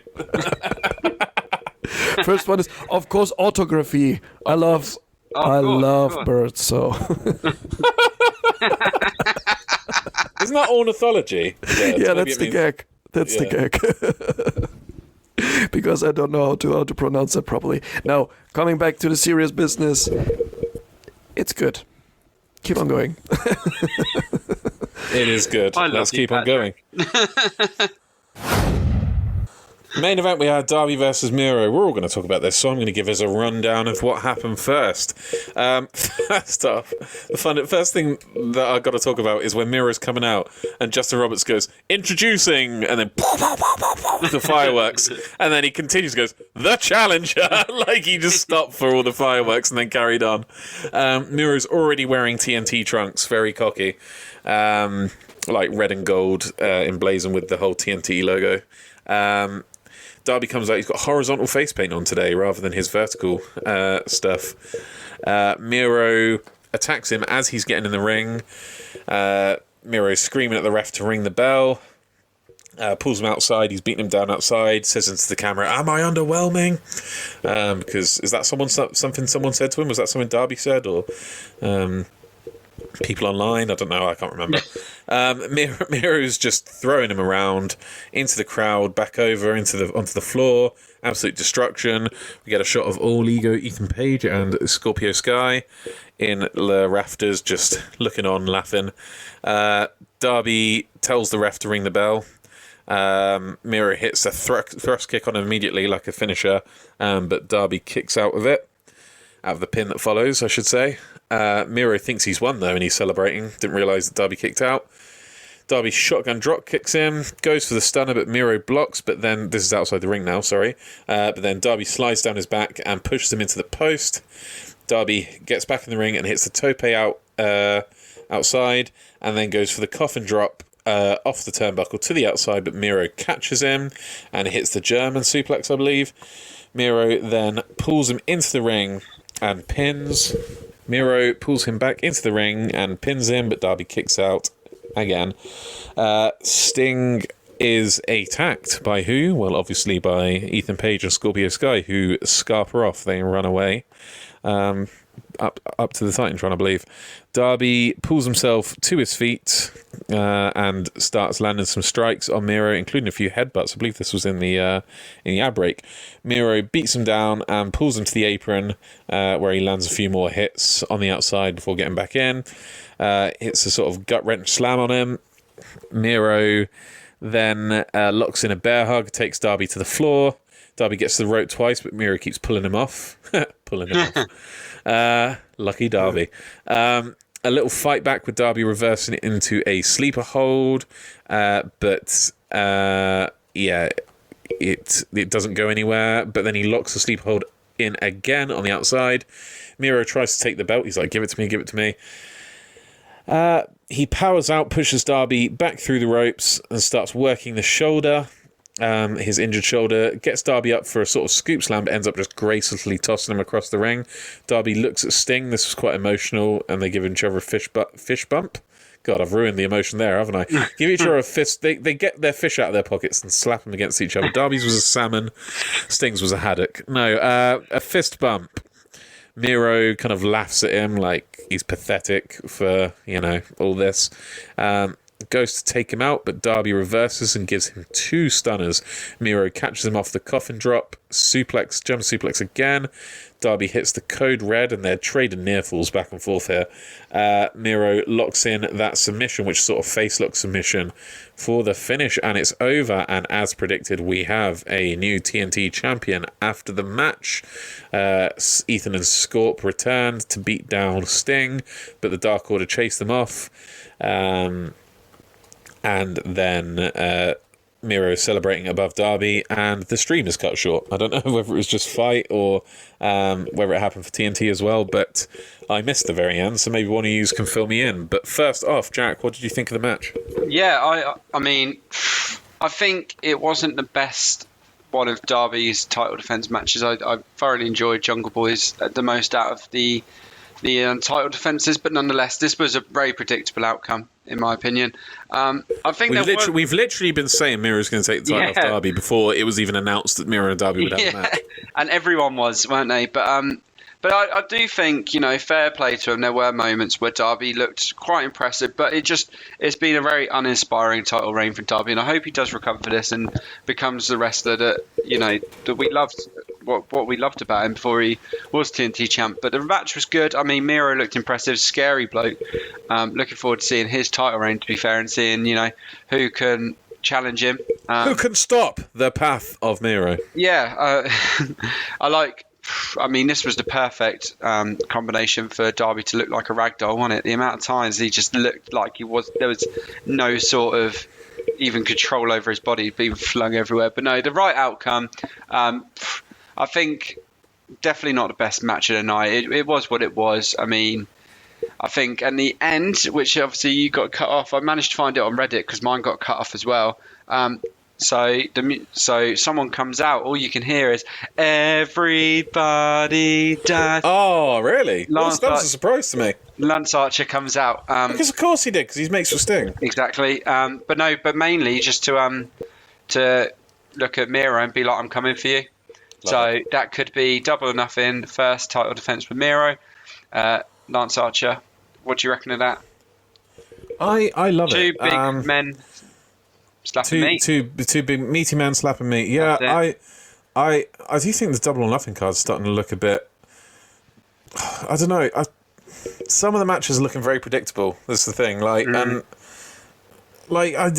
That's not necessarily a bad thing. I mean, it's very hard to put together a completely unpredictable card, but AEW seem to often. Do you know what I mean? And I understand you can't really put on an unpredictable match for a first defense, but I want to come to Patrick. What were your thoughts on this match? Can we have a brief moment of silence, please, for this title loss from Darby?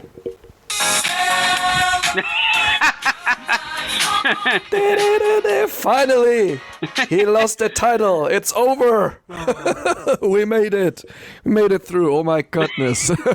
It was so predictable what happened. Yeah, but the match also wasn't the best. Although I have to say it was one of the matches where Darby was active the most. I would just say it, just doing the most, especially when you see Miro as like a big guy, and was working him a lot in that match, and wasn't just the ragdoll. But there were so many things on the match. Wasn't just the rectal. So we got toothpaste on a dick, rectal pornography, Rectal toothpaste. intercircle. Okay, good. Intercircle rectal toothpaste pornography. If I could get away with it, I'd make it the name of the episode. I don't think we're going to go with Intercircle. The Intercircle is good. I like Intercircle. Rectal toothpaste pornography. Yeah. No, but there were some kind of things which I really didn't like. The first thing was in the beginning. They I really don't like that when they're like before the match even starts. Like he gets squashed around and then stands up and then. It's the logical thing to do though in this situation. Yeah. Because Miro is being pushed as so aggressive. If he's gonna beat the shit out of his friend Kip Sabian before Kip Sabian's even hardly got 2 words in, what do you think he's going to do to Darby Allin in the match? You know, he's not waiting for the bell. It does make sense. Just wait for the bell so you can win the match. Although, in the end, if you did, Patrick wants Miro to be respectful. Yeah, right. But that's not the biggest point I had about this. The biggest point about this rectal thing around a problem I had was. What are you trying to say? Ragdoll, not rectal. Ragdoll. Ragdoll. You just got it. I literally been hearing rectal this entire time. Jesus Christ. Okay. Yeah, anyway, the biggest problem I had about this tossing around, is that Sting was just standing there and looking at it like a statue, just observing it. And most of the match also, he's just there, standing, doing nothing, just being attacked, and then maybe counter-attacking after the match, the 2 guys. But in the end, he just didn't do anything, just for a little fist bump. It's just like, I don't know, I just don't get it. It's really sad. They could have made anything else. I like that fish bump. Why do I keep saying fish bump? Because you also hear rectal instead of ragdoll. So rectal fish bump. That's our episode name. It's like if you found a fish that like tequila worms. People eat them to get like off their tits. If there was a fish that did something similar, you could be like, oh, do you want to? Oh, I caught so-and-so in the bathroom doing a rectal fish bump. Like, get that high quicker. But what the fuck am I doing? What am I doing with my evenings talking about this? Shoving fishes up your ass to get high. Should we talk about wrestling? Fuck my life. Yeah, no, I agree with most of what you say, although I did like the fist bump. I thought it was a really emotional shot there. Yeah, I actually liked that. Yeah, it wasn't the best match of the night. I think it probably was the second best match of the night, to be fair. Because I don't think the first one really went long enough to Mox Nagata went long enough to actually make an impact. Obviously, you had the squash match with Rosa, and what was our other match we had? I'm sure there was one more. Oh yeah, the OC back one. Kind of, we know what happened there. So, yeah, I mean, as a whole, the show could have been better, considering how hyped we were for it. Especially, but there was a lot of stuff was completely, not their fault. Like the stuff with Christopher Daniels botching after blading too hard, I think, or Orange Cassidy getting injured and having to do a bit of a fucky finish there.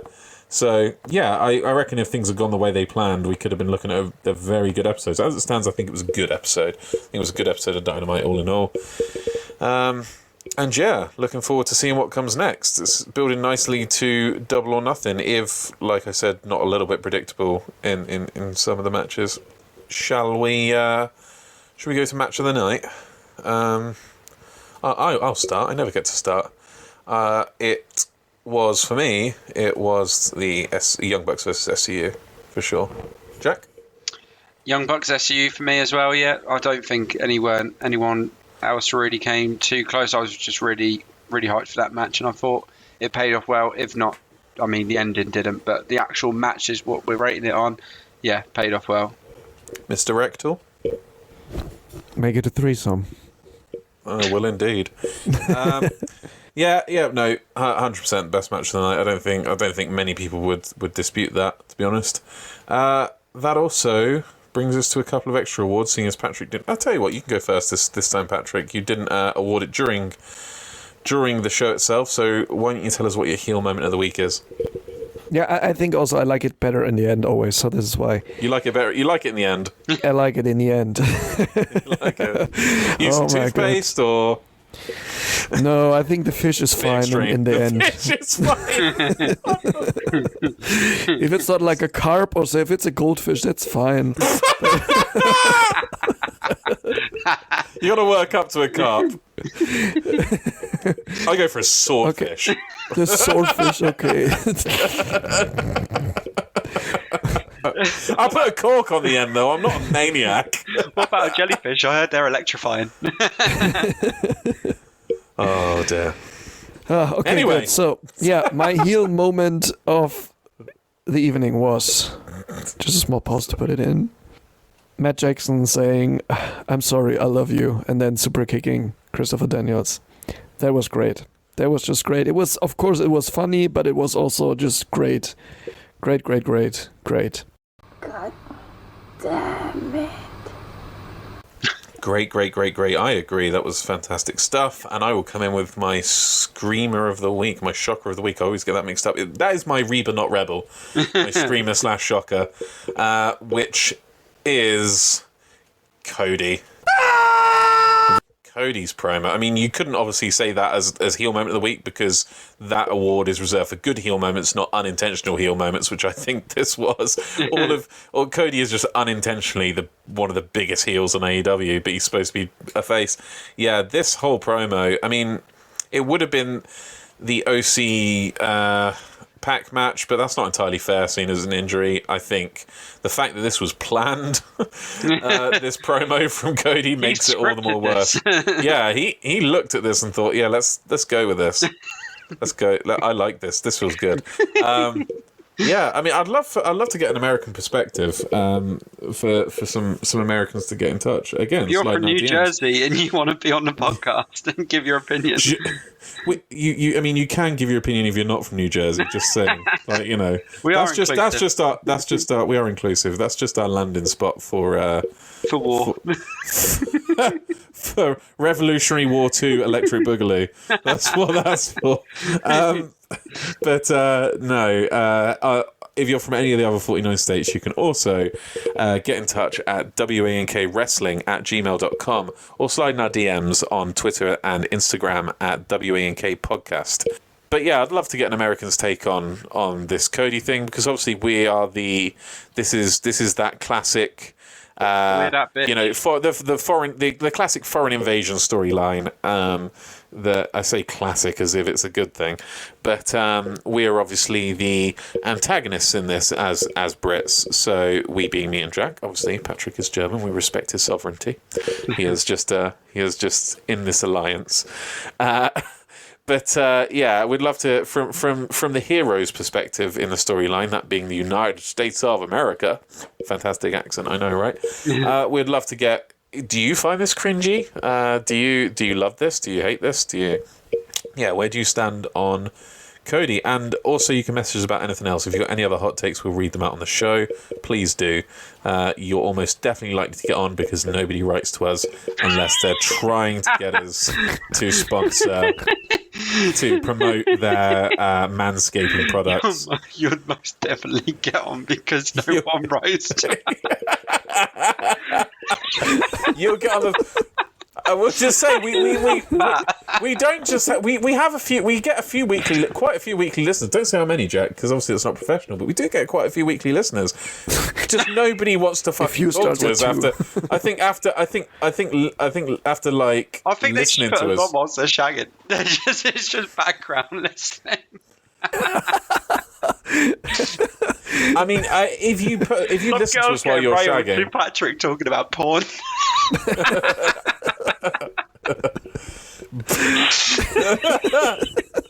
I'm pausing it. We had to pause there because things got a little bit out of hand. We needed to That's what she discipline said. him. Sometimes that is not the speak of someone who has been successfully disciplined, Patrick. You need to behave, sir.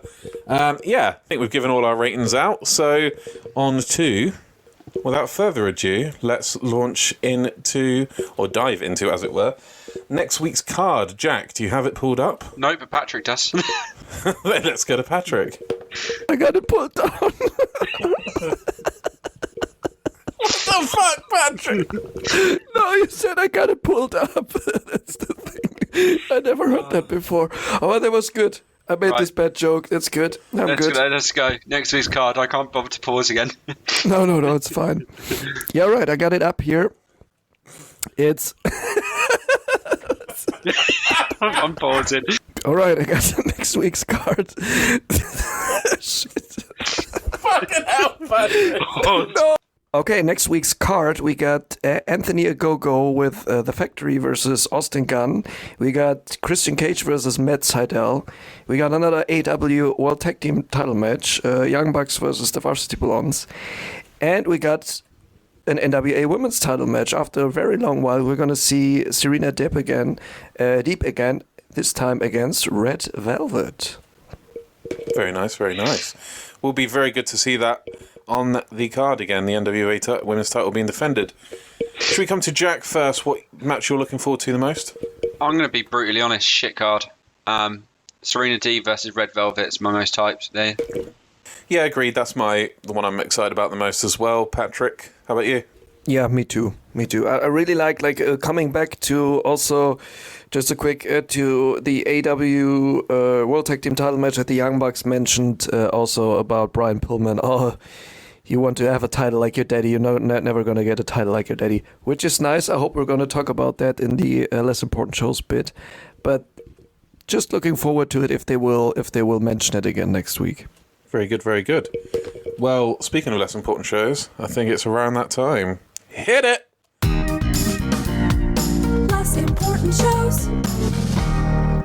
So, couple of news stories this week. No real kind of big events that I can think of from other shows, other than ones they've got coming up. But we had the news that Zelina Vega looks like she's re-signed with WWE shortly after being fired. That's just come out today. What's the deal with that, Patrick? I really don't know. It also got as like a little surprise to me because it also looked like she was really done with WWE and didn't want to be in there anymore. Maybe also because of the treatment of, what was his name again? Aleister Black. I almost forgot. I wanted to say Tommy End. It came quicker to my mind because we haven't seen Aleister Black in a very long while. But yeah, good for her, I'd say. Maybe she finds a good spot in NXT for herself also. I don't know. Would be nice to build her, because she was always Andrade's kind of escort for valet for a lot of the NXT runs. It'd be nice to start from the bottom, build up in our own right. I will say they do have track record with this. What's little English guy's name? Drake Maverick. They did the same with him, didn't they? They let him go and then signed him back a couple of weeks later. It's just very odd. But yeah, that was the time that EC3. Do you remember that? Do you remember that? So FTR obviously got released, and Drake Maverick, and EC3 got released as well, and he put together a YouTube video promoting a faction of the four of them.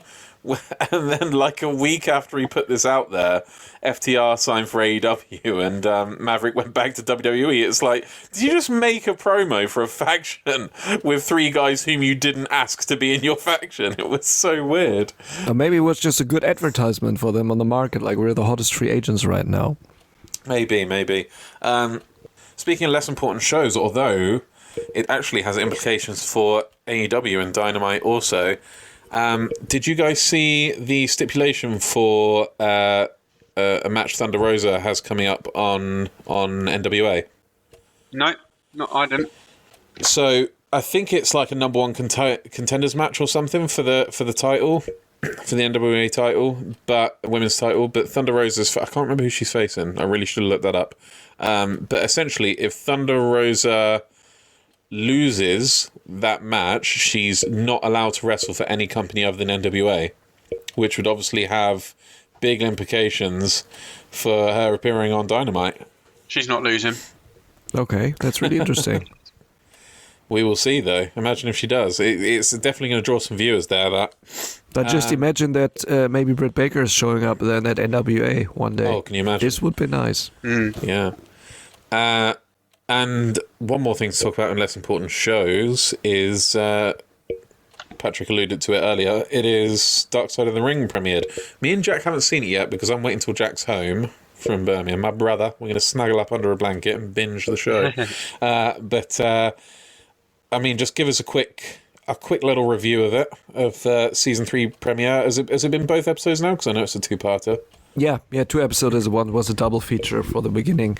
They covered that story very, like as always, very detailed, like from a lot of viewpoints. You have the typical people in there giving their opinions, like Jim Cornette, but also like even a lot of AEW people now, which are there, of course, including Brian Pillman Jr. I have to say, I haven't been aware of the whole story. I know who Brian Pillman is. I know him from ECW a little more, the loose cannon thing. Of course, we know him from the bit where Stone Cold invades his home and he probably shot Stone Cold, and then they cut the signal at Raw, and this was so controversial that Brian's WWE, got a gun. Yeah, that WWE had to apologize the next week and said this got out of hand. So, but it looks like this loose cannon persona was his real life persona at one point, and I also don't want to give away too much to you guys or the listeners, but just really give it a watch. It's very good. It's very interesting told. The whole story behind this is super interesting, because I never knew the man except the character. But then if you know the character, you kind of also unfortunately know the man. And then it's even more interesting now to see Brian Pillman in a wrestling ring, not only in AEW. AEW is a great step for him, but just, I think he started in 2017 or so not a long time ago. And it's a very interesting story, and I'm already looking forward to the next episode, which will air tonight, which is like on Nick Gage, I can watch on Friday. Yeah, that's Nick Gage. That's also psyched for that. So much looking forward to it. Speaking of which, while we're in less important shows, I watched the 2 Cup Stuffed GCW pay-per-view from years ago in Chicago. It was the same weekend as All Out, so they had a load of All Out fans there. Dude, it's fucking nuts. Go watch it on My Fight. In the main event, it's got Nick Gage versus Effie, who does the big gay brunch every year. He's a gay wrestler. Very, very much part of his persona wears the fishnets and has daddy on his trunks. But, this match was so good, man. It didn't kind of rely on kind of... like death. I mean, it had like all the the light tubes and the panes of glass, but it didn't rely on the violence. It had an emotional thing to it. It's probably the first time I've seen, by the end of it, over 50% of people were chanting for Effie, which in a match with Nick Gage in, I've never seen that before or since, really. There's also a crazy. I mean, some of the people on this card, because this was back in 2019, right?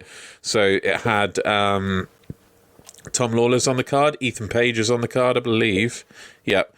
Homicide, Gangrel versus Orange Cassidy. Yeah, right? That's interesting, yeah. Nick Gage and Effie, obviously. Laredo Kid's there in an incredible lucha match. And then there's an 8-man kind of ladder match it's got Logan Stunt in, which is Marco Stunt's brother. He is equally tiny. Just a lot of big stuff. Alex Zane's in it, who's just signed for WWE. He should be appearing on NXT soon under a different name. Just a big card. So I definitely recommend going and watching that. And it's the whole event is just awesome. GCW really knew, because I didn't really rate Ashes to Ashes they had recently, but they at least definitely knew when they had crowds how to put on a wicked show. So. Yeah, go watch that. But to bring us back on point, did they talk about the Brian's Got a Gun incident at all? Or Yeah, completely. They showed the footage of it also. Like they're showing footage. That's mostly of interesting because that's WWE owned footage, wouldn't it? So they would obviously have to get permission. I think they like it was also in the previous seasons they bought the rights to it. Definitely, there's also AEW material on it, so they must buy the rights. That's very to interesting. That there's a show out there it's very interesting that there's a show out there that features WWE. I mean, obviously we've had an AEW wrestler appear on a WWE network podcast, but it's still very interesting to me that there's a show out there that has footage from both. Do you know what I mean? Which they probably have on this one. Yeah. But the other thing is what I'm not sure about. It might be that they are allowed to show these footages because that's the European right that you can air like 15 seconds of material of these bits or these 15-second bits of it, and without having like to have a copyright for it or so. But they want to broadcast it in America as well, where it might be different rules. Yeah, I don't know. I don't know how it's done there. So probably maybe different. I don't know. But yeah, no. Also, one last question I wanted to ask: do they speak to like Arn Anderson, people in the Four Horsemen, about him because he was in the Four Horsemen, obviously, wasn't he? Do you remember, or maybe not so much? No, they're not. No, they don't focus on that. Because in WCW, he was. What was the iteration? Oh, it was Ric Flair, Arn Anderson, him, and Chris Benoit. So another Dark Side of the Ring focus there. But or maybe they did. Now that you're talking about it, I'm just it was last week when I watched it. Of course, I remember JR. I remember Steve Austin on it. Yeah, but I don't remember him. Yeah, I might have been there in the beginning. Anyway, you'll see it. We'll have to watch and find out. Jack, you are home soon, aren't you? So we will be binge watching some Dark Side of the Ring on Channel 4 OD, or whatever it's called now. Right, that just about brings us to the end of our show. We've made it through. We completely lost our way a little bit in the middle there. Obviously, a lot of it's been cut out, but we had a lot of fun. We had a lot of fun. Big disclaimer, we do absolutely love our American audience, all in banter, although we are 100% serious about our little invasion, which will be giving someone in New Jersey an Antonio Gogo shirt. So hit us up. Or I tell you what, to make it more inclusive, if you're not from New Jersey, if you could drive to New Jersey and take a picture of yourself by the sign, equally good. No photoshops, we will know. Well, or if you do Photoshop, the most creative wins if we don't get anyone from New Jersey. But we will, because they're 25% of our listenership for some wild reason. Well, good. It's a goodbye from us until next week to all our English listenership, our American listenership, our New Jerseyan listenership, our one Spanish guy or girl represent, and yeah, we will.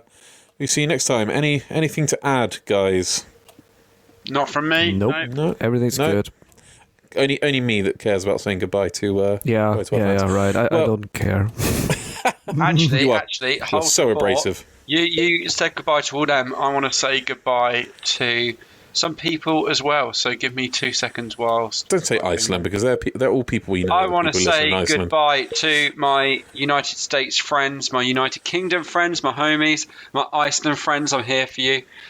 Germans, love I'm you. Here. I'm also here. My French, oui, love you. Canadians. We've got people listening in France. Yeah, Canadians, you're nice. My guys. You represent them with Sean Spears. We love to see it. My Turkish fans, love you. And that one Spanish listener, you are my favourite. So how many countries are people listening from now? 3, 4, 5, 6, 7, 8.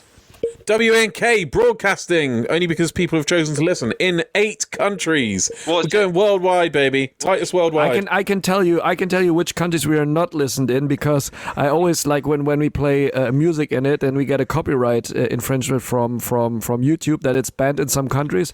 So people are not listening in. People are not listening in Iran, Cuba, Syria and North Korea. Such a loss, especially North Korea. We really want to reach. Yeah, North Korea has the biggest audience, if you know.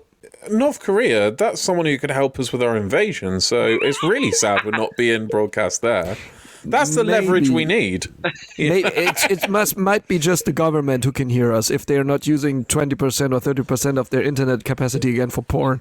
But just to be ending on porn again. I think it's unfair to North Korea that we focus that became a talking point that they're using 20 or 30% of their internet usage for porn. Because every country uses 20 or 30% of their... More so in Germany, I should imagine. Patrick you don't live there, you used to. And I use a VPN, so... Yeah, still VPN in Germany. So you still show up as Germany, so you probably skew the numbers quite a bit. Oh. All right. Yeah. With that, we shall say goodbye and leave you with a few outtakes from the show. See you next week. Did you say to him, "Fuck your mother"? Yeah, and then I remembered it. Then I remembered it's my mother too. She's blowing someone backstage. I'm saying it. Are you higher than me? Yeah.